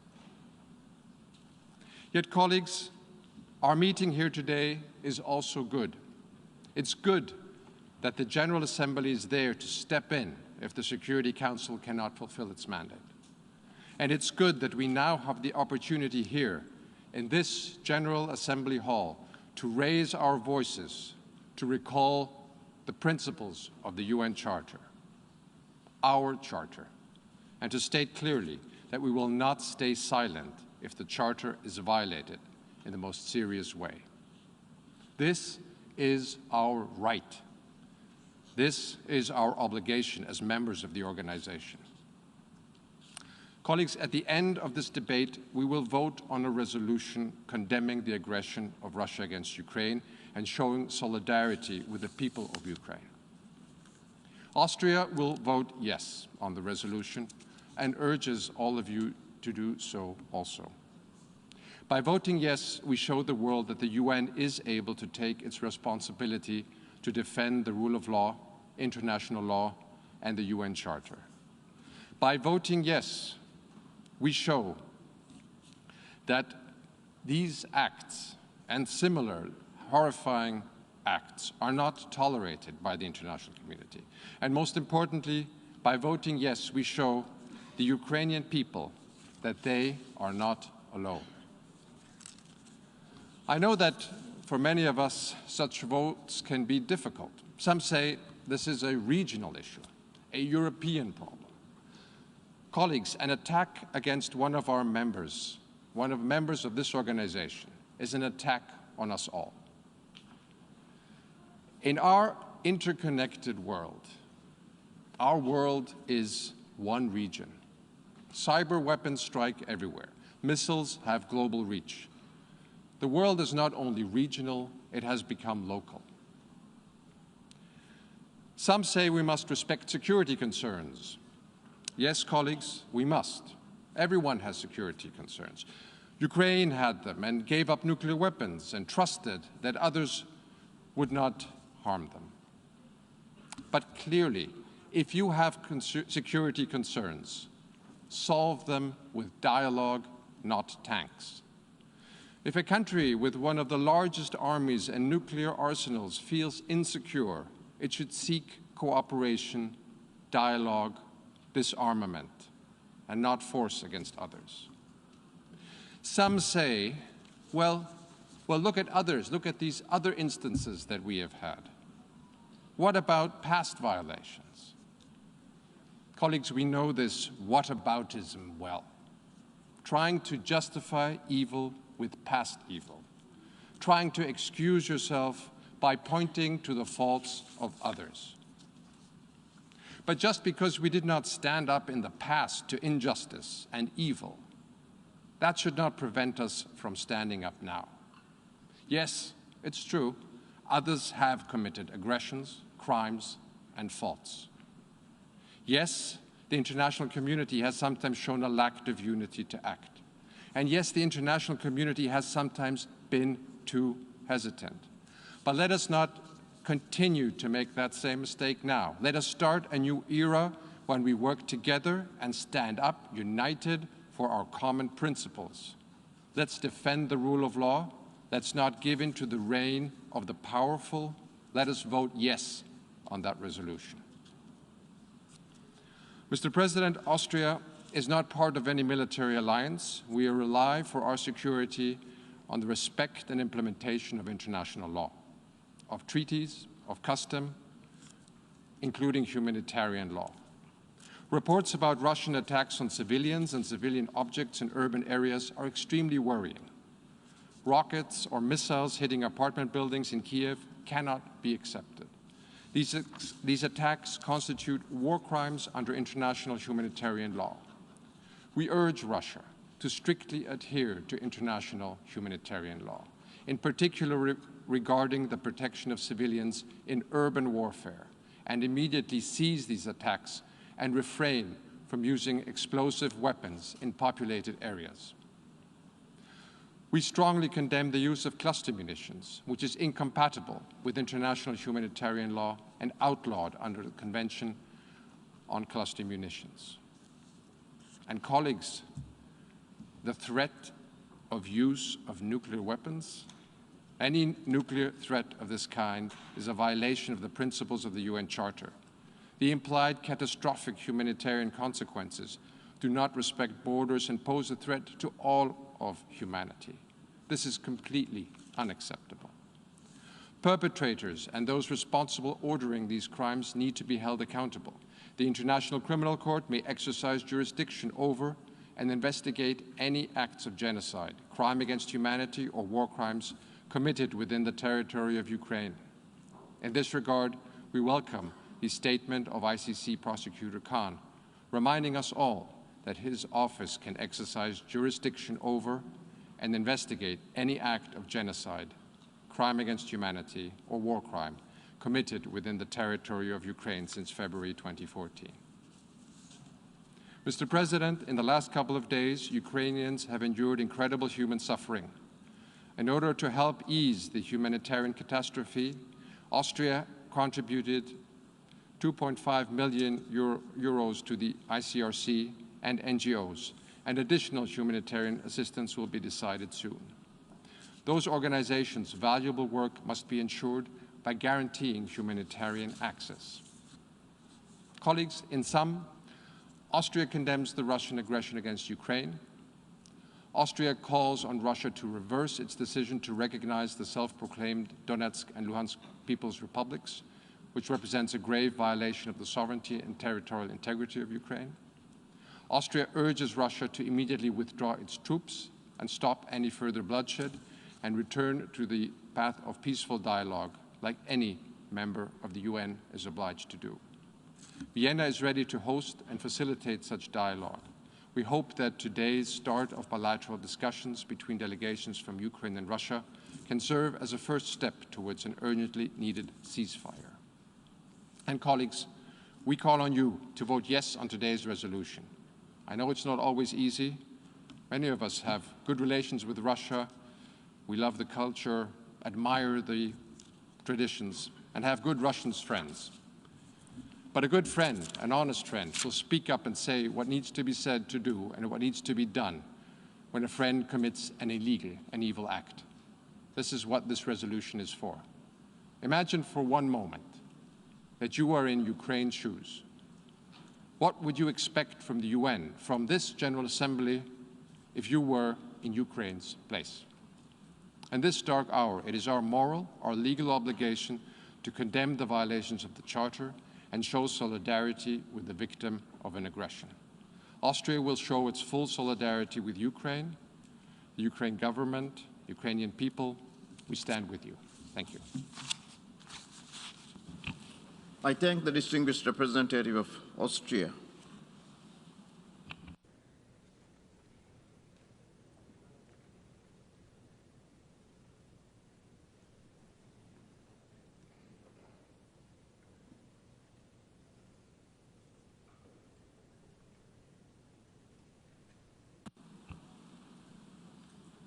I now give the floor to the distinguished representative of Czech Republic.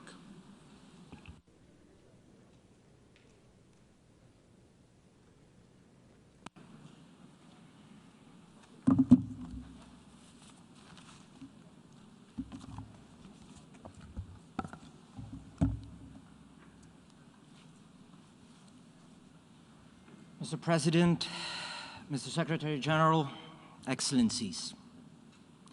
The Czech Republic aligns itself with the EU statement and wishes to add the following in its national capacity. Let me begin with the most important words I can say here today. We urge Russia to stop immediately its military actions and to unconditionally withdraw all its forces and military equipment from the entire territory of Ukraine. We are meeting here today at a critical moment, not just for Ukraine or Europe, but for the United Nations as a whole. A permanent member of the UN Security Council has started a war of aggression against a fellow UN member state. It is a blatant violation of international law. It is a flagrant violation of the UN Charter and its principles, which all we should uphold and abide by. This seminal document was written with the express purpose of averting the scourge of war. Russian President Putin chose to reject diplomacy and multiple offers for talks. Instead, he decided to launch a savage conquest, inflicting untold pain and suffering on the people of Ukraine. There are horrific reports coming from Ukraine. Civilians, including children, being killed in their hometowns. Families separated, hundreds of thousands of people forced to flee for their lives. Mr. President, let me make it crystal clear. Russia and its people are under no threat from Ukraine or NATO.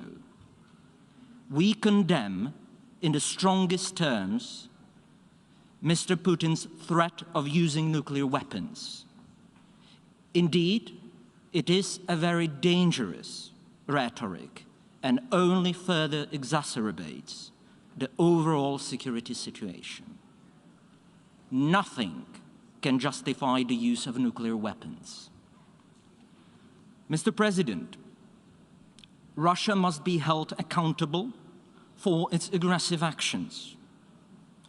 Ukraine has accepted the jurisdiction of the International Criminal Court related to genocide, crimes against humanity, and war crimes. We will be looking to the ICC to prioritize investigations of crimes committed in Ukraine. Similarly, we strongly support Ukraine's filing of a case against Russia at the International Court of Justice, requesting the ICJ to order Russia to cease its unlawful attack on Ukraine and to stop Russia's false claims that acts of genocide have been perpetrated in the Luhansk and Donetsk Oblast of Ukraine. Mr. President, I would like to reiterate my country's unwavering support for the sovereignty, territorial integrity, and independence of Ukraine within its internationally recognized borders, including the illegally annexed Crimea. This is why the Czech Republic throws its full support behind the draft UN General Assembly resolution. The people of the Czech Republic stand firmly with Ukraine. Suffering of innocent civilians in Ukraine has raised a huge wave of solidarity among our people. Humanitarian aid is pouring across the border and to border regions where Ukrainians are fleeing in a desperate search for safety. The Czech government, local communities, as well as individuals, have offered and provided help to the people who have fled from the suffering caused by the Russian aggression, and we will continue to do so. Mr. President, we deeply regret the use of a veto by the Russian representative last Friday to block the UN Security Council resolution. This prevented the UN Security Council from fulfilling its fundamental role to maintain international peace and security. It is yet another proof of Russia's blatant disrespect for this organization. However, the large number of co-sponsors of the draft resolution clearly demonstrated the prevailing opinion of the international community. Mr. President, Russia cannot veto the reality on the ground.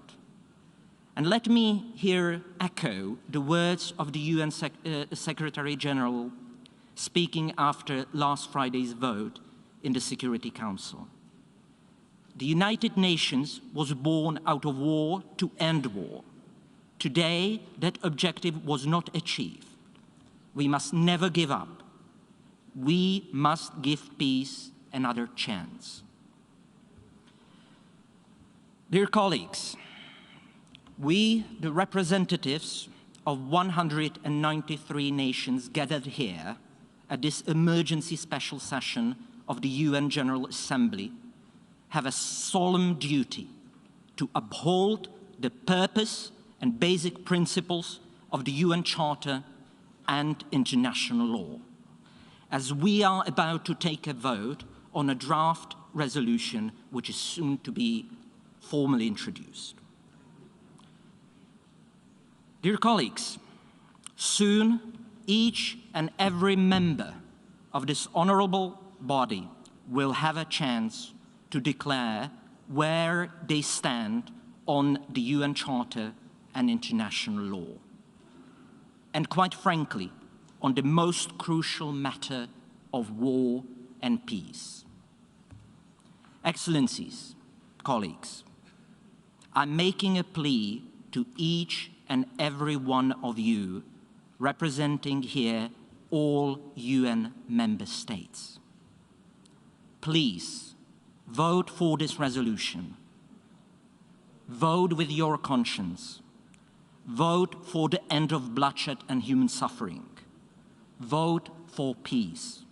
Vote for the UN Charter and international law. Vote for all the good our United Nations was founded to represent. And please let us not forget, the whole world is watching. Thank you. I thank the distinguished representative of the Czech Republic.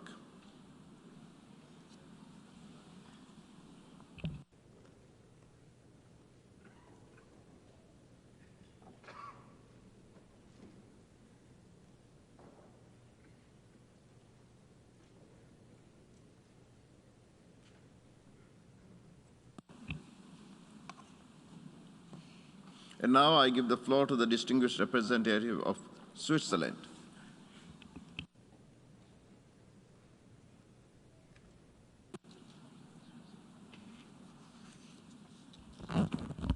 Monsieur le Président, Monsieur le Secrétaire général, chers collègues, comme Dag Hammarskjöld l'avait énoncé avec beaucoup de clarté, les Nations unies n'ont pas été créées pour nous amener au paradis, mais pour nous sauver de l'enfer.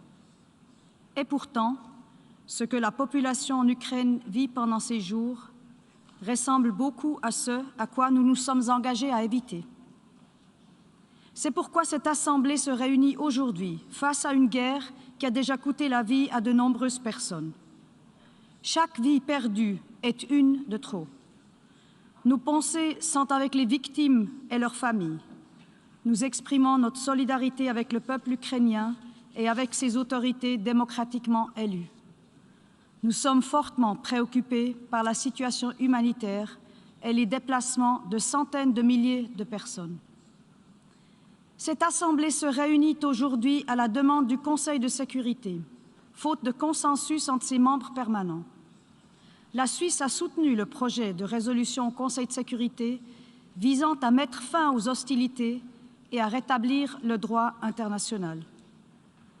Le blocage de cette résolution par le veto d'un membre permanent est contraire à l'article 27 de la Charte. La Fédération de Russie, en tant que partie au conflit, aurait dû s'abstenir de voter. Nous soutenons pleinement le projet de résolution de l'Assemblée générale et appelons tous les États membres à en faire de même. La Suisse condamne fermement l'attaque de la Russie contre l'Ukraine. Elle est également préoccupée par l'utilisation du territoire bélarusse pour mener cette opération militaire. Les tentatives russes pour légitimer son action ne sont pas crédibles.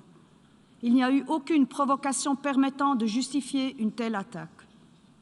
Nous appelons la Russie, comme tous les États dotés d'armes nucléaires, à s'abstenir de toute menace d'utilisation de ces armes, voire de leur utilisation. La Russie vient de se joindre à une déclaration des P5 qui réaffirmait qu'une guerre nucléaire ne peut être gagnée, ne doit jamais être menée. La Suisse réitère son plein soutien à l'indépendance, à la souveraineté et à l'intégrité territoriale de l'Ukrainienne, à l'intérieur de ses frontières internationalement reconnues. La Suisse appelle à nouveau toutes les parties à respecter le droit international humanitaire, ainsi que les droits de l'homme. Nous en condamnons toutes les violations. Cela vaut également pour le cyberespace. La protection de la population civile ainsi que des personnes hors de combat doit être la priorité. La Suisse est profondément préoccupée par les allégations étayées d'utilisation d'armes à sous-munitions. Les biens indispensables à la survie de la population civile, de même que les infrastructures civiles et médicales, ne doivent pas être pris pour cible. De plus, nous demandons aux parties d'assurer l'accès humanitaire rapide et sans entrave, ainsi que la sécurité du personnel humanitaire et médical. La Suisse est solidaire. Elle s'engage à mobiliser des ressources supplémentaires pour répondre aux besoins humanitaires en Ukraine et dans la région. Conjointement avec ses partenaires européens, elle maintiendra sa longue tradition d'accueil pour les réfugiés. En outre, la Suisse a repris entièrement les sanctions de l'Union européenne contre la Russie. Nous saluons le travail de la mission spéciale d'observation de l'Organisation pour la sécurité et la coopération en Europe. Nous regrettons que la situation grave n'a laissé pas d'autre choix à l'organisation que d'évacuer temporairement son personnel. La Suisse salue l'offre de bons offices du secrétaire général des Nations unies ainsi que les efforts diplomatiques des États membres qui n'ont négligé aucune piste afin de promouvoir une résolution diplomatique par la voie du dialogue. La Suisse réitère son offre des bons offices si les parties au conflit le souhaitent. Nous saluons le fait que les parties au conflit se soient réunies aujourd'hui pour de premières négociations. Nous espérons, comme le secrétaire général, vivement que ces discussions aboutiront le plus rapidement possible à de résultats concrets, comme par exemple un cessez-le-feu. Ce conflit, comme tout conflit, ne peut être résolu que par le dialogue. Je vous remercie. I thank the distinguished representative of Switzerland.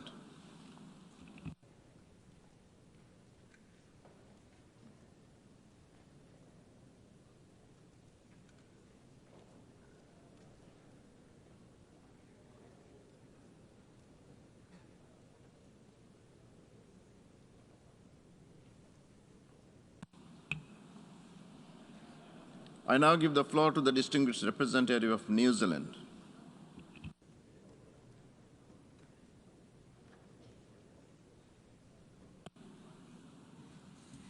Mr. President, Mr. Secretary-General, today our thoughts are with the people of Ukraine as they continue to fight Russia's large-scale invasion.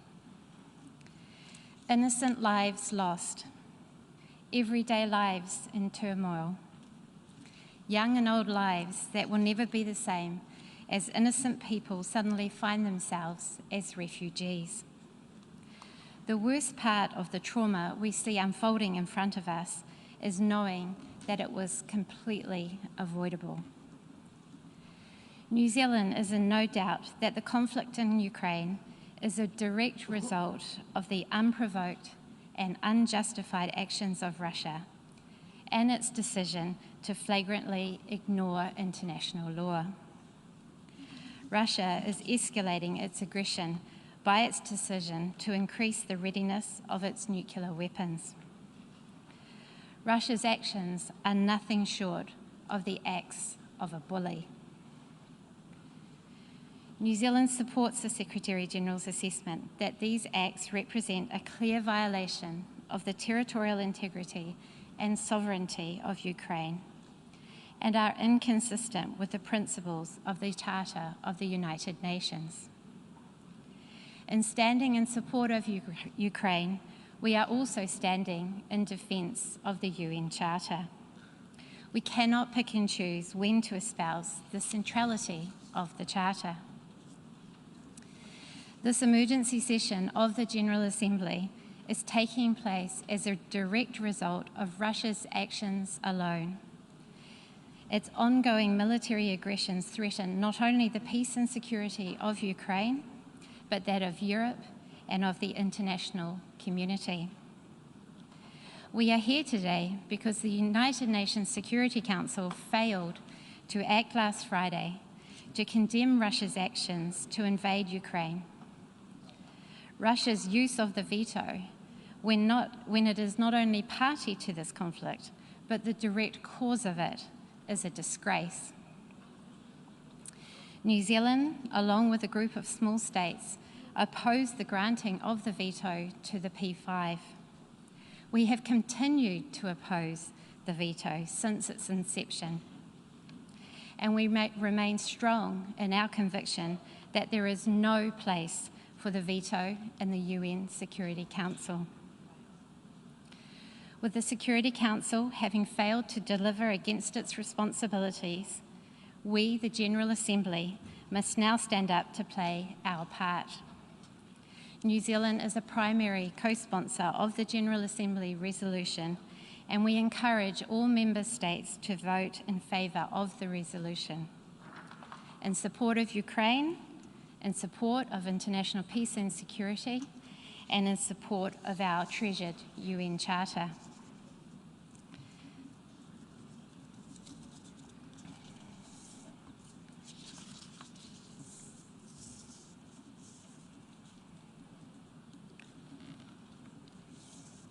Excuse me. New Zealand has consistently expressed our strong support for international efforts to de-escalate the Ukraine crisis diplomatically. Having turned away from diplomacy, Russia must now face the consequences of that decision. New Zealand has joined other member states in implementing measures to respond to Russia's actions, including introducing targeted travel bans against Russian government officials and other individuals associated with the Russian invasion of Ukraine, and prohibiting the export of goods to Russian military and security forces. Our thoughts today must be with the people of Ukraine, who are now facing a humanitarian crisis caused by the conflict. We echo the President of the General Assembly's call that all member states must uphold their obligations under international humanitarian law. Further, we, the international community, must act now to prevent further pointless loss of innocent life and to support those who now find themselves displaced through no fault of their own. We commend Ukraine's neighbours for their selfless acts of taking in large numbers of Ukrainians and other nationalities who seek refuge from this conflict.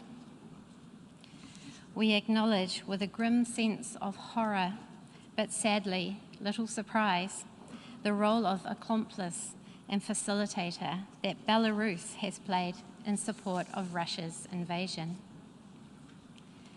New Zealand has also extended its travel bans to key members of the Belarusian government.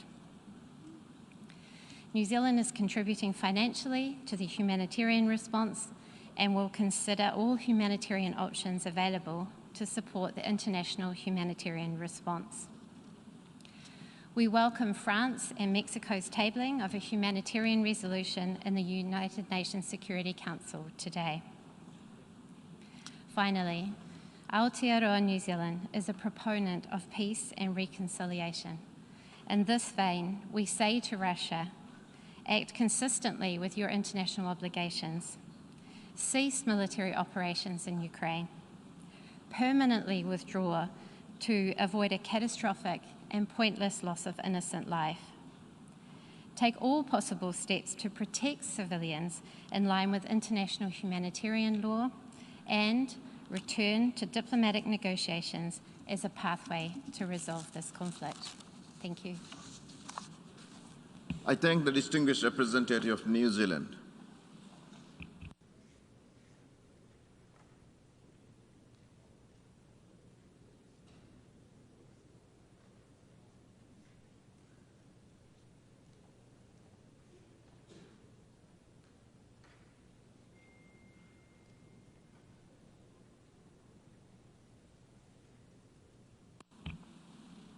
I now give the floor to the distinguished representative of Panama on behalf of the Alliance for Development and Democracy.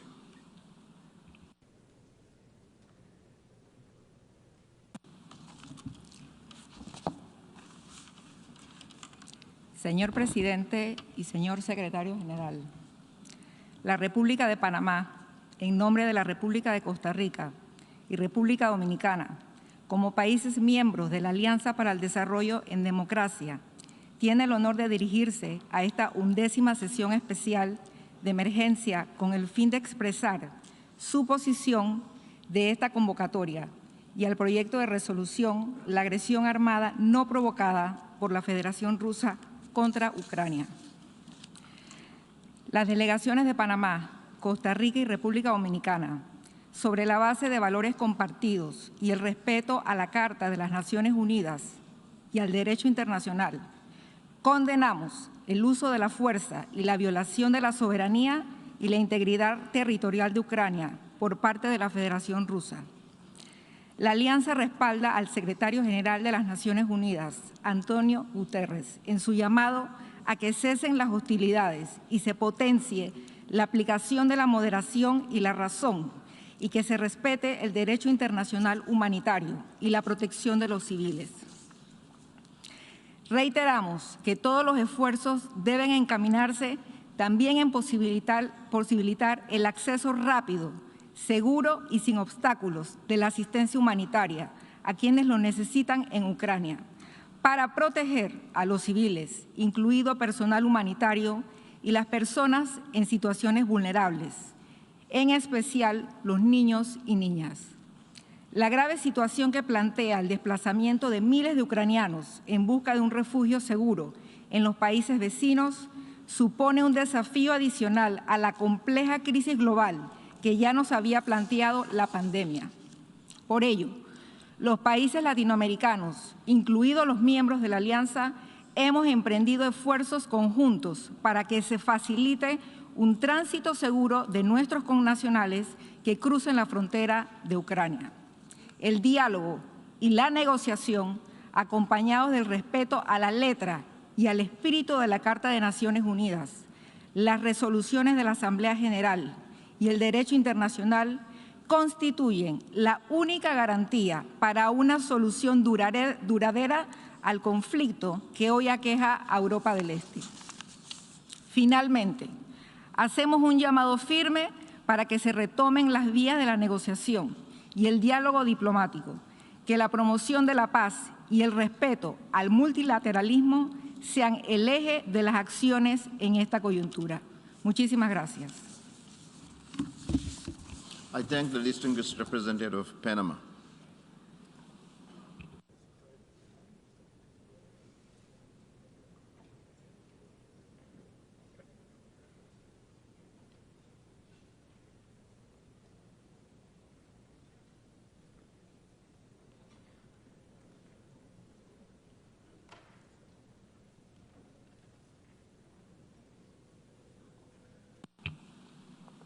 I now give the floor to the distinguished representative of China.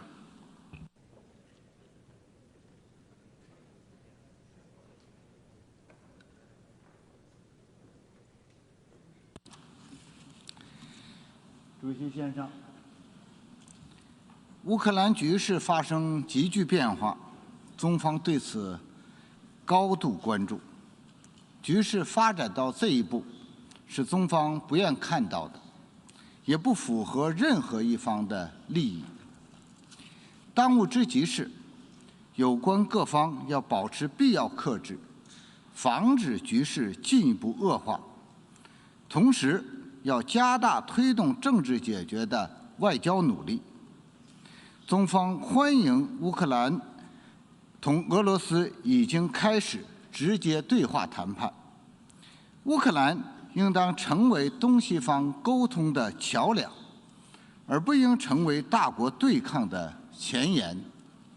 我们呼吁为当事方直接谈判创造有利氛围和条件，因为这是解决问题的根本出路。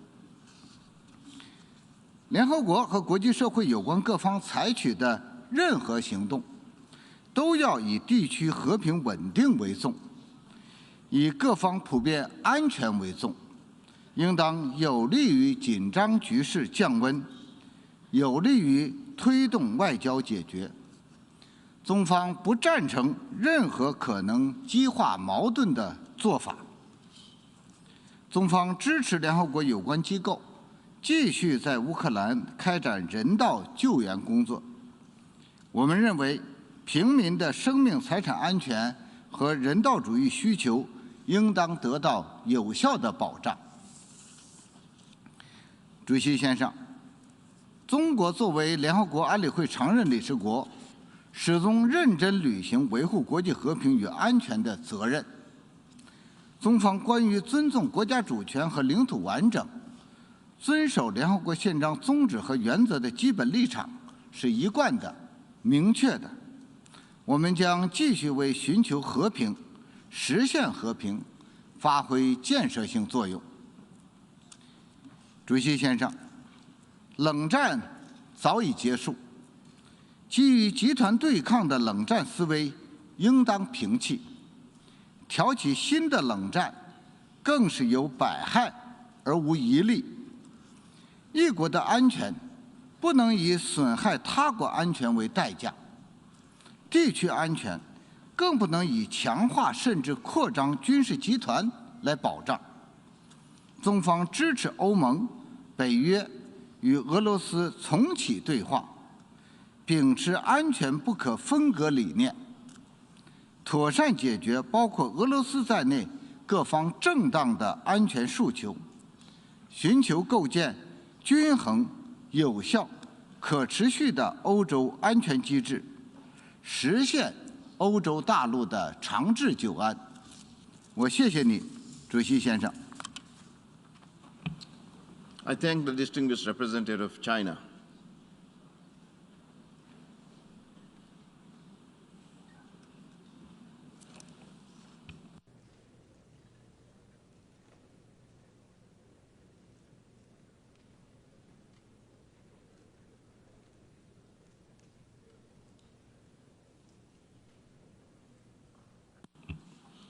I now give the floor to the distinguished representative of Bulgaria.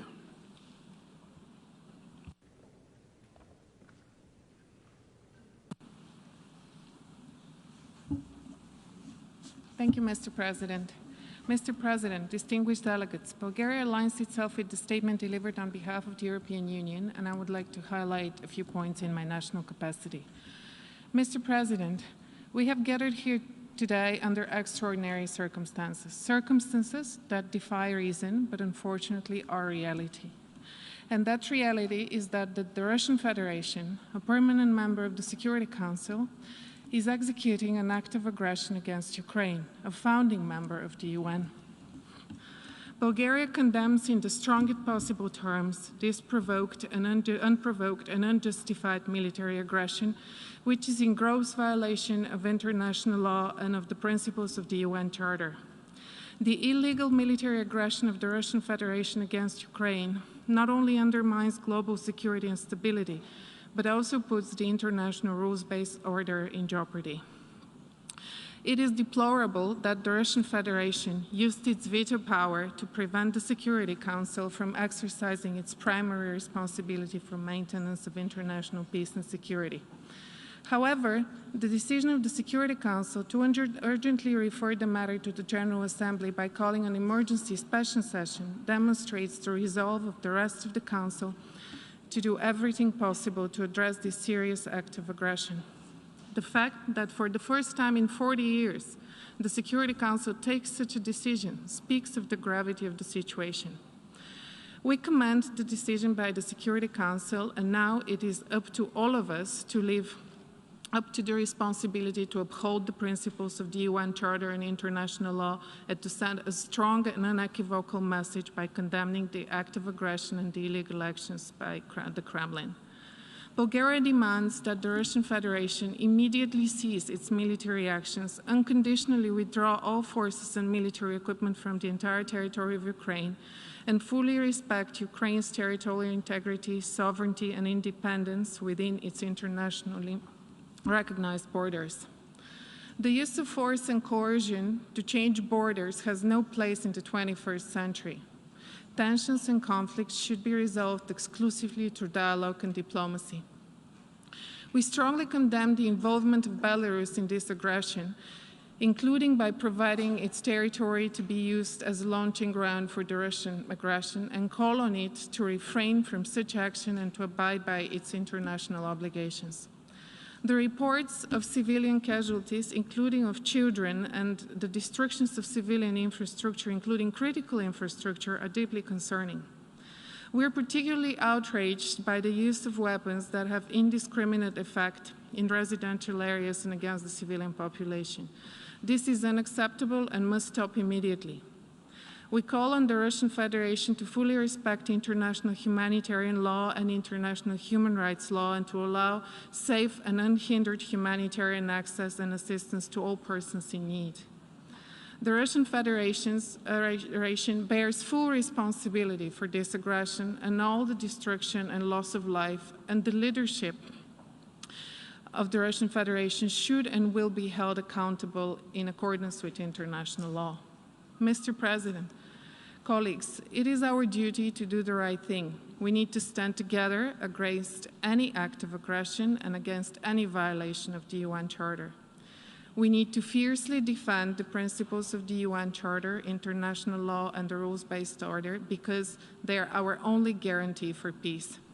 We cannot turn a blind eye when a blatant act of aggression is being executed against a sovereign, peace-loving nation. Today, it is against Ukraine. Tomorrow, it could be against any one of us. In conclusion, I would like to reiterate Bulgaria's unwavering support for the sovereignty, independence, unity, and territorial integrity of Ukraine within its internationally recognized borders. I would also like to thank the Ukrainian people for their extraordinary courage and resilience. You're not alone. Thank you. I thank the distinguished representative of Bulgaria.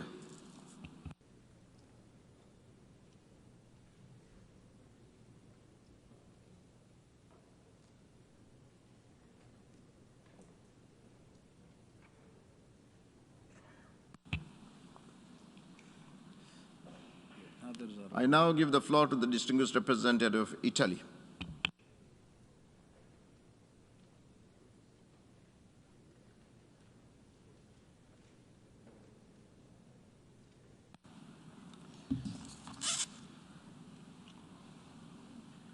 Mr. President, Mr. Secretary General, dear colleagues, Italy aligns itself with the statement of the European Union and wishes to add the following remarks in its national capacity. We do welcome the convening of this special emergency session. Following the impossibility for the Security Council to discharge its duties and adopt its own resolution on the matter, due to the veto of the Russian Federation, the General Assembly had an obligation to make its voice heard in front of such a grave threat to international peace and security. We are thankful to those members of the Security Council that made this possible. Italy, together with its EU partners and allies, has made its position clear all along throughout this entire crisis, with statements and consistent acts, standing firmly in support of the sovereignty and territorial integrity of Ukraine and in full solidarity with Ukrainian people.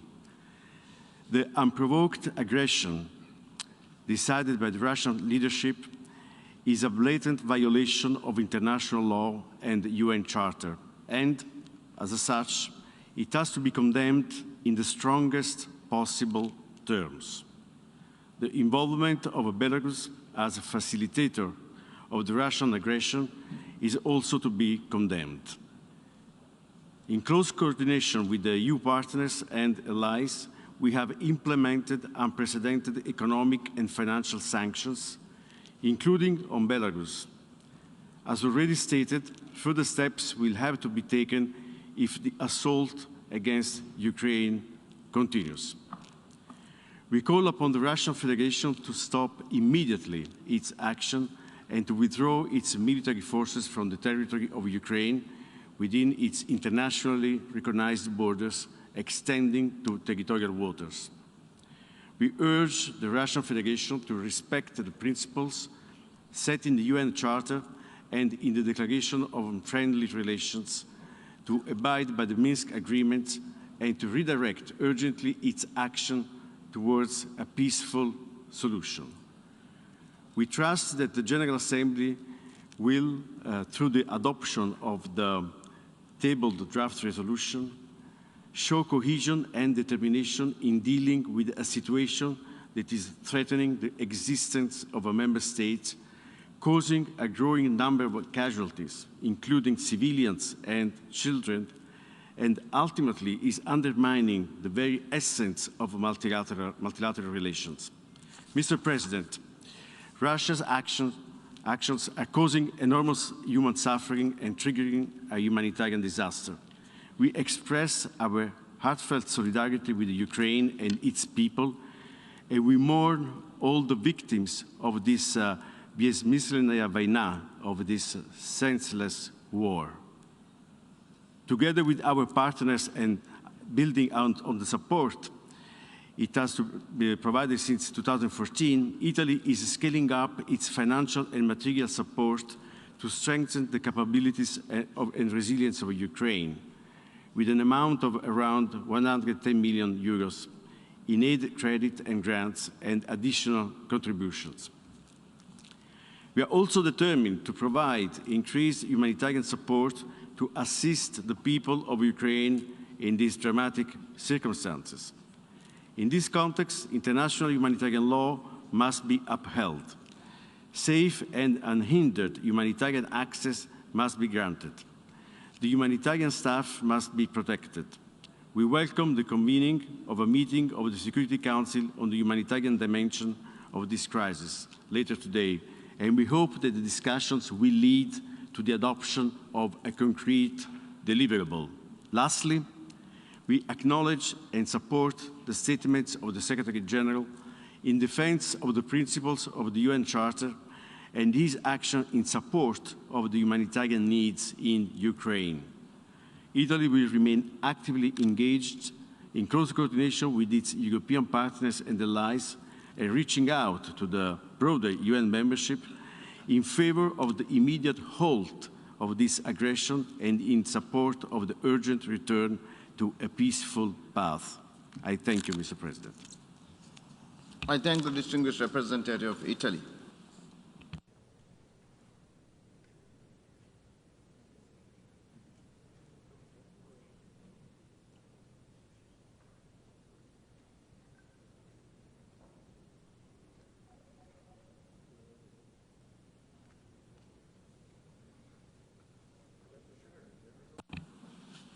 I now give the floor to the distinguished representative of Brazil.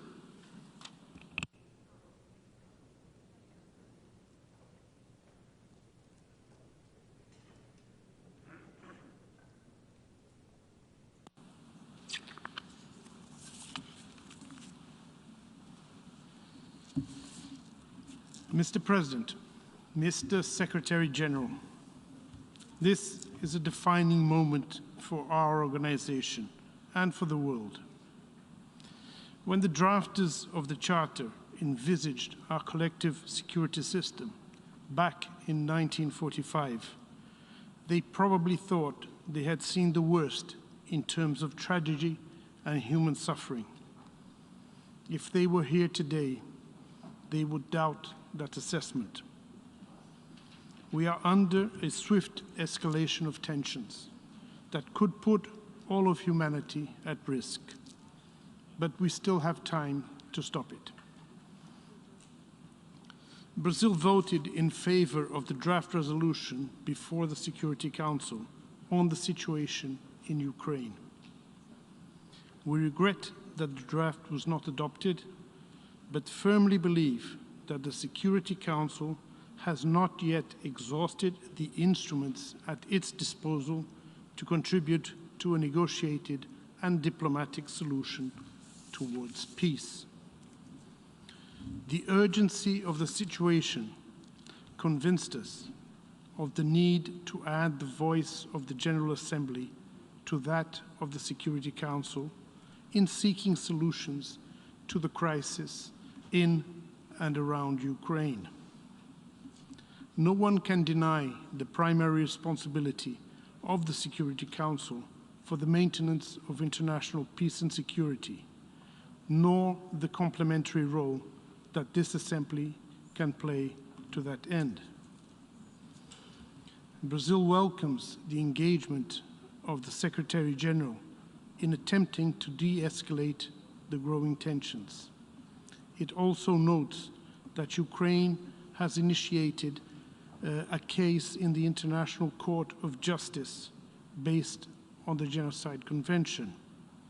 This is the moment for the principal organs of the United Nations to work together in pursuing one of the organization's main objectives, to save us from the scourge of war. For that, we need to be exceedingly cautious in moving forward, both in the General Assembly and elsewhere. We are currently witnessing a succession of events that, if not contained soon, could lead to a much broader confrontation. Everyone will suffer, not just those who are fighting. Those who have repeatedly pleaded for de-escalation will also bear the costs of the power play between NATO and Russia that we are currently witnessing. Over the last years, we have seen the progressive deterioration of the security situation and balance of power in Eastern Europe.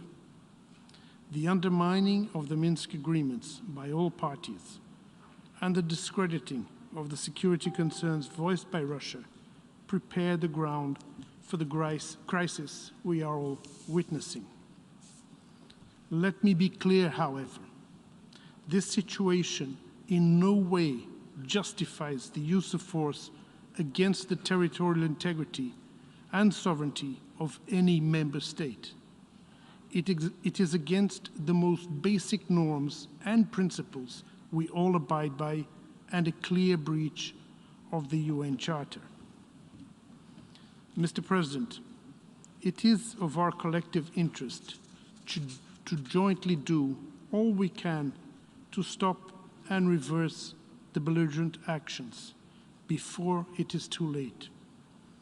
Brazil reiterates its calls for an immediate ceasefire in Ukraine, as well as for full respect for international humanitarian law. Equally important, we call all actors involved to reassess their decisions concerning the supply of weapons, the recourse to cyber attacks, and the application of selective sanctions, particularly those which could affect the global economy, including the critical area of food security. At this moment, we need constructive solutions, not actions that will only prolong hostilities and spread the conflict, with rippling effects to the world's economy and security. As we speak, hundreds of thousands of civilians have already fled Ukraine. Many more will certainly follow, millions perhaps. The destruction of infrastructure has left people without electricity and water. Damage to essential infrastructure, interruption of basic services, including transportation and access to basic supplies, the danger to persons with disabilities, the elderly, and children are causes of grave concern. There are pressing humanitarian needs for medical services, medicines, health equipment, shelter, and protection. The prospect of hostilities conducted in populated areas, compounded by the possible use of explosive weapons and direct participation of civilians, is also extremely worrisome. We urge all parties to avoid this scenario at all costs, bearing in mind the grave risks it poses to the civilian population. We call on all parties to adopt measures to ensure the protection of civilians and of critical civilian infrastructure, as well as to ensure unhindered humanitarian access to all those in need and the protection of refugees and displaced persons. We also reiterate our appeal to Ukraine and Russia to facilitate the withdrawal of all persons who want to leave the Ukrainian territory. Brazil expresses its gratitude to Poland, Slovakia, Hungary, Moldova, Romania, and others that are facilitating the exit of people fleeing the conflict, including Brazilians and Latin Americans. Let me also take this opportunity to express our solidarity to all families who have lost someone in this war, to all people left without home, water, and electricity, to those who are fleeing in fear, sometimes with nowhere to go, and to everyone who is now trapped in a conflict zone, desperately attempting to find refuge. I wish to commend all personnel that are now in Ukraine trying to alleviate the suffering of the population.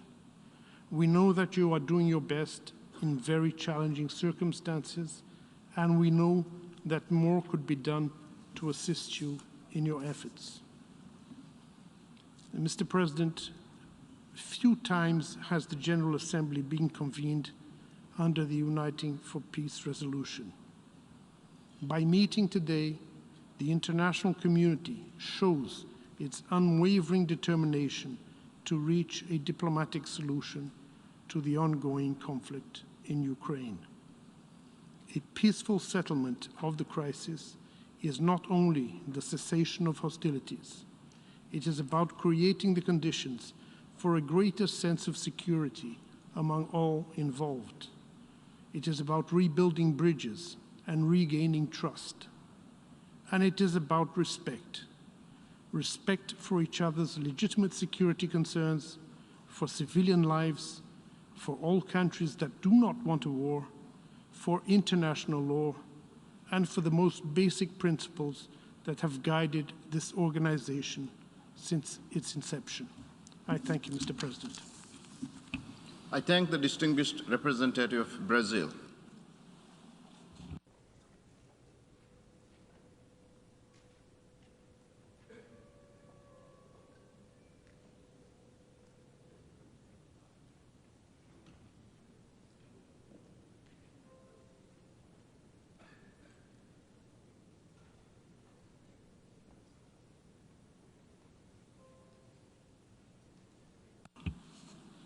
I now give the floor to the distinguished representative of Canada.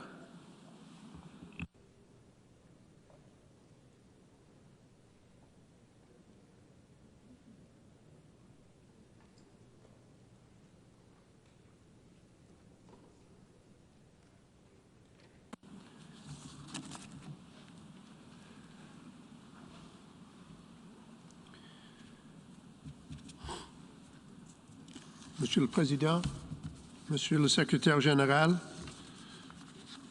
chers délégués, nous nous réunissons à une heure très grave. La Fédération de Russie, membre permanent du Conseil de sécurité, a lancé une guerre d'agression illégale et injustifiable contre la souveraineté, l'intégrité territoriale et l'indépendance politique de notre État membre de l'ONU, l'Ukraine.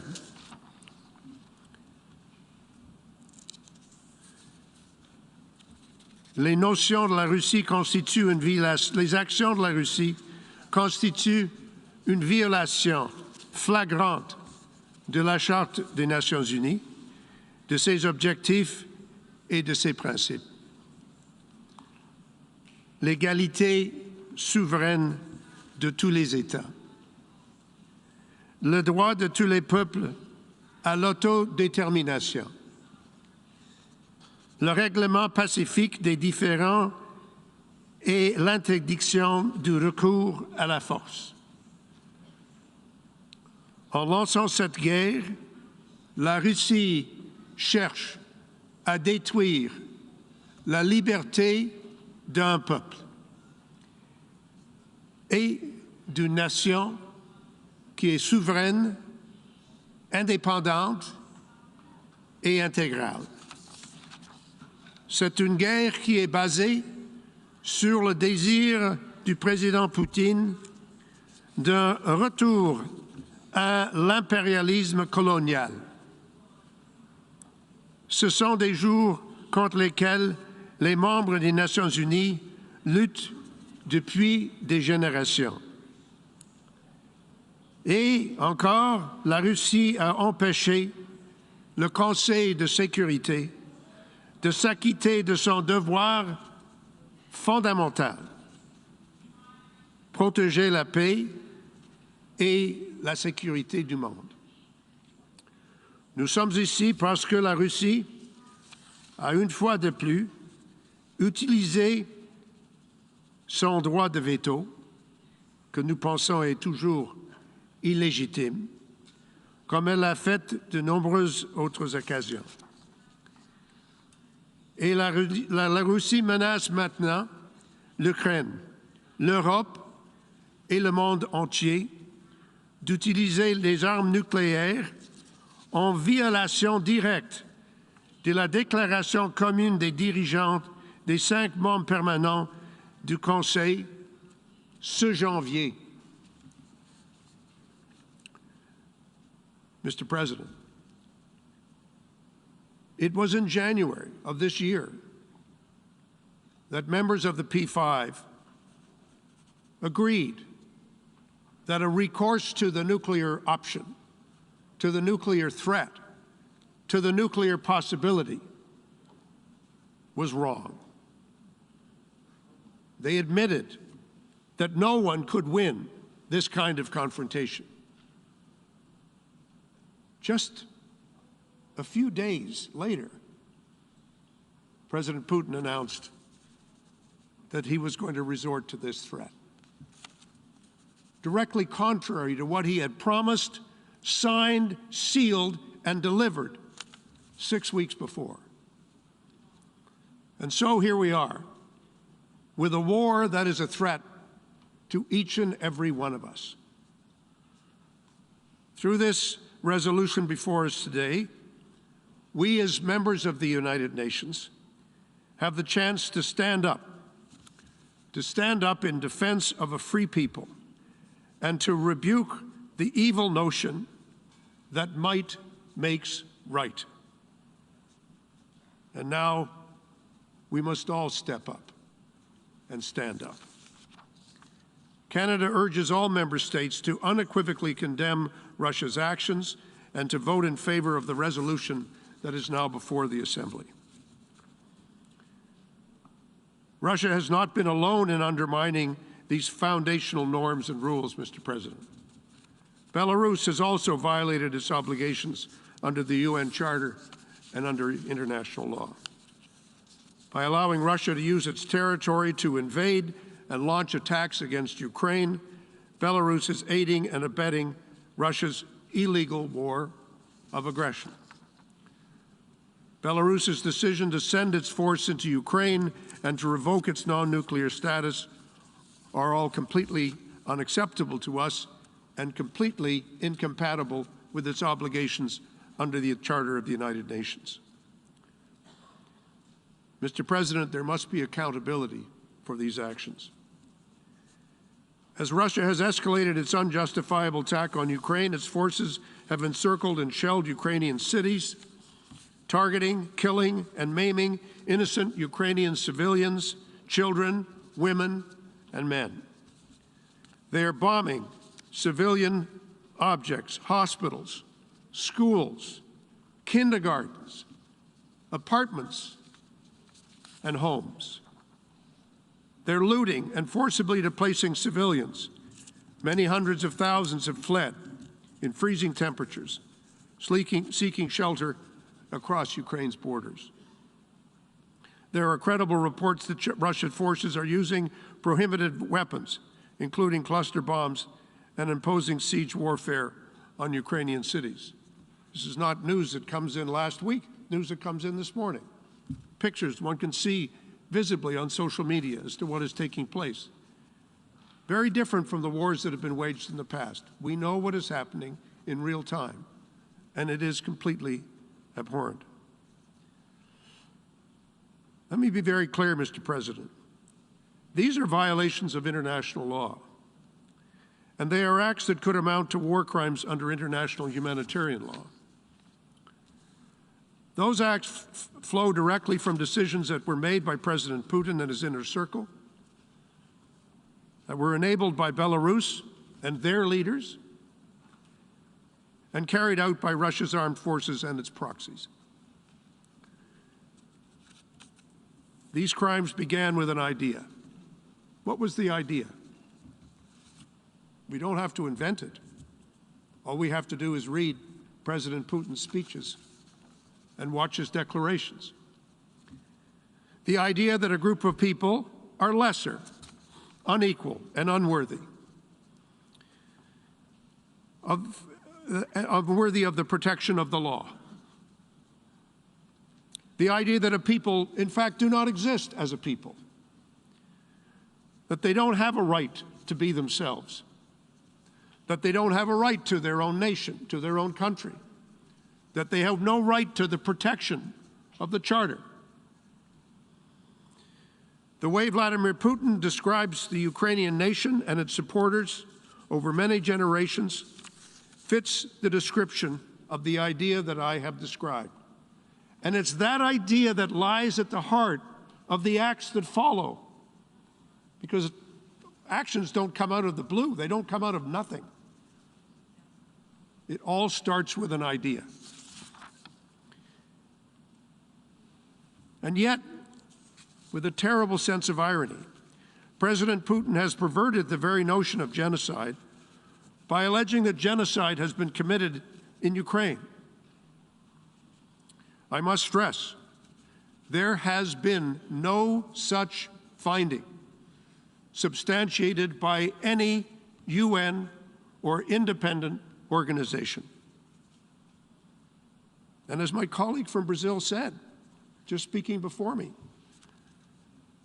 if there are complaints, and obviously there have been in this chamber and in the Security Council with respect to the treatment of the Russian minority in Ukraine, even if those complaints were fully justified, they are not an excuse for war, and they are not an excuse for the aggression that we have seen.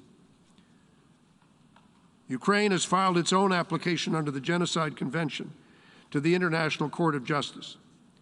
Canada takes the allegations filed by Ukraine with the greatest seriousness, as it does the decision of the prosecutor of the International Criminal Court to begin an investigation into potential crimes against humanity.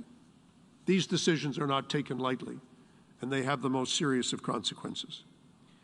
But I want to stress, it is the International Court of Justice and the International Criminal Court that are the places for these allegations to be dealt with, not the battlefield, and never by unilateral aggression.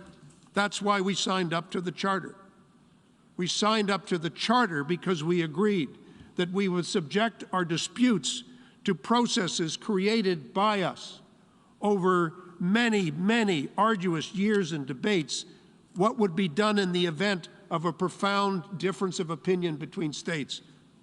We don't go to war. We go to the negotiating table. We go to court. We go to mediators. That's how we resolve disputes. The other way lies madness. Canada and the international community will spare no effort to ensure that violations of international law in Ukraine are in fact investigated, that evidence is gathered, and that the perpetrators are held to account. We do so not only out of our conviction that the use of history, that the arc of history tends towards justice. We do so because what Ukrainians are being subjected to is horrific, and they deserve better, and they deserve more. Mr. President, if I may, I'd like to speak directly to the brave people and the government of Ukraine. We are quite simply inspired by you. We are standing with you, and you are not alone. Our support for Ukraine, your country, for your Ukrainian democracy, and for your right to choose your own future in Ukraine remains unwavering, steadfast, and resolute. Canada will do everything in its power to help you as you hold strong and defend your homeland against this terrible Russian aggression. Together with our partners, we will ensure that President Putin and those who ordered, implemented, and enabled this reckless war will continue to face significant costs and to be held accountable for their actions. Your struggle is now our struggle, and we are with you. Mr. President, if I could speak directly to the people of Russia. To the Russian protesters who are bravely demonstrating against the war, who have been met with brutal force and arbitrary arrests by riot police. To the thousands of Russian citizens who have written letters, had the courage to put their name on a letter to the President of Russia, condemning this reckless decision. To all those Russians at home and abroad who are opposed to this senseless war, and you are in the millions. Canada and the world, we see you and we hear you. Your President, Vladimir Putin, has sorely miscalculated. He has ignored the democratic and law-abiding spirit of the Russian people. He has underestimated the brave Ukrainians defending their country from aggression, with whom you have no cause for war. No cause for hatred, no cause for violence. And he has severely misjudged the resolve of the world to stand against him. Whatever lies are spoken here today, trying to justify the unjustifiable or to explain the inexplicable. It is President Putin's war of choice that is making your lives much more difficult. But there is always time for de-escalation. There is always time for dialogue. And your president must choose this path. Should he not, I believe it will show just how much contempt he has for you and for the future of your country and the planet that we live on and share together. Mr. President, we should all say together, directly to President Putin, stop this war.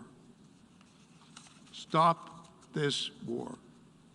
Stop it before there is more death, more pain, and more hardship. Stop the use of threats. Take your finger away from the nuclear button and never put it back for as long as you live. Come to grips with the reality of our time, as in more serious and rational moments you have done. Mr. President, it is never too late to stop. It's never too late to make a turn to diplomacy, to dialogue, and to negotiation. The alternative cannot happen. So now it falls to all of us, as equal members of the United Nations, whose equality and sovereignty, as I've said before, is what we signed up to when we became members of this organization. We need to stand up to the principles, for the principles of the Charter, for the purposes of the Charter, and to heal the hurt and pain that has been caused by this terrible war of aggression. This responsibility belongs to us and to no others. We sit here, we have to make decisions. We have to take every step we can, the human footsteps to peace, to reconciliation, and to justice. That is now our job in the General Assembly, and we must seize this moment of accountability, this moment of justice, this moment of democracy. We must seize it together. Thank you very much, Mr. President. I thank the distinguished representative of Canada, and now I give the floor to the distinguished representative of Singapore.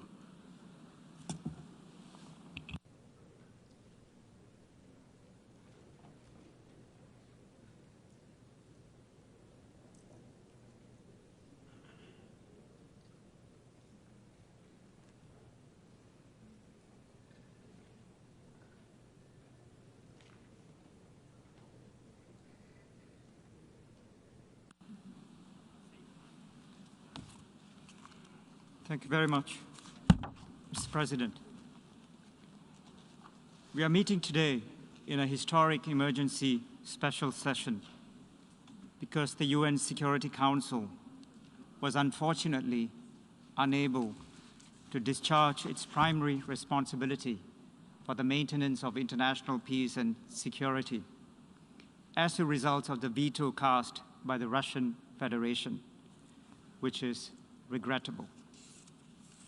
We welcome the convening of this emergency special session as it allows all countries, especially the small countries, to raise their voice, to state their views, and to register their concerns in this universal organ of the United Nations. Mr. President, Singapore has always taken a consistent position on the sovereignty, independence, and territorial integrity of all countries. Singapore is a staunch supporter of the rules-based multilateral system and of the United Nations. The unprovoked invasion of Ukraine by the Russian Federation is a clear and gross violation of the fundamental norms and of the fundamental norms of international law and of the UN Charter. The UN Charter prohibits the use of force and acts of aggression against another sovereign state. This is a matter of principle for all small states and a matter of fundamental importance to all members of the General Assembly.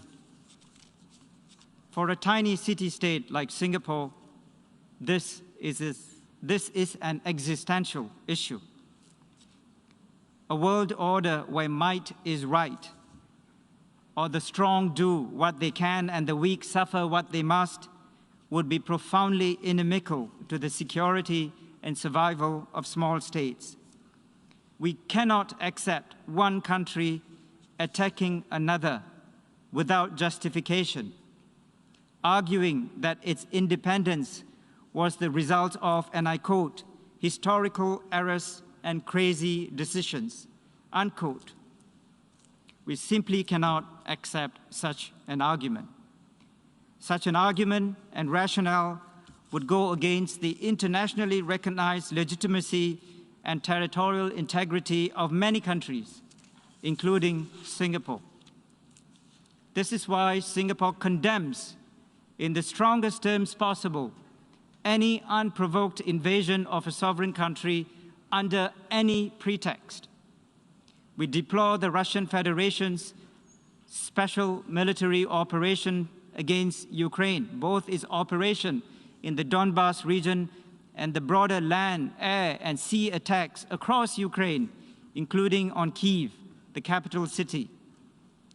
We also note with great sadness and regret reports of the growing number of casualties and the loss of many innocent lives as a result of this unjustified attack and act of war. We have taken note of the UN Humanitarian and Emergency Relief Coordinator's comments about the scale of the humanitarian assistance required to help those affected, and we call for safe and unhindered access for humanitarian assistance to Ukraine and all those in need. Mr. President, we reiterate that the sovereignty, political independence, and territorial integrity of all countries, including Ukraine, must be respected within its internationally recognized borders. The Secretary General of the United Nations has stated that he considers the actions of the Russian Federation to be a violation of the territorial integrity and sovereignty of Ukraine and inconsistent with the principles of the Charter of the United Nations. We agree with the Secretary General entirely. Let me repeat, we agree with the Secretary General entirely, and we support his call for the Russian Federation to withdraw all its troops from the territory of Ukraine and for the responsible actors to immediately cease all hostilities and prioritize diplomacy to address all issues peacefully in accordance with the UN Charter and international law. We also support the good officers of the UN Secretary General to be deployed in any way possible to facilitate diplomatic contacts and negotiations. Mr. President, let me conclude by saying that the world is watching us as we meet today in the General Assembly. As members of the General Assembly, we have to act swiftly, firmly, and with unity of purpose. Singapore is one of the main co-sponsors of the draft resolution that has been tabled for adoption in this General Assembly. Singapore will not hesitate to vote yes on this draft resolution. Singapore will always vote to uphold the principles of the UN Charter and to uphold international law. And I would like to urge all members of the General Assembly to vote yes for this resolution. And distinguished delegates, this resolution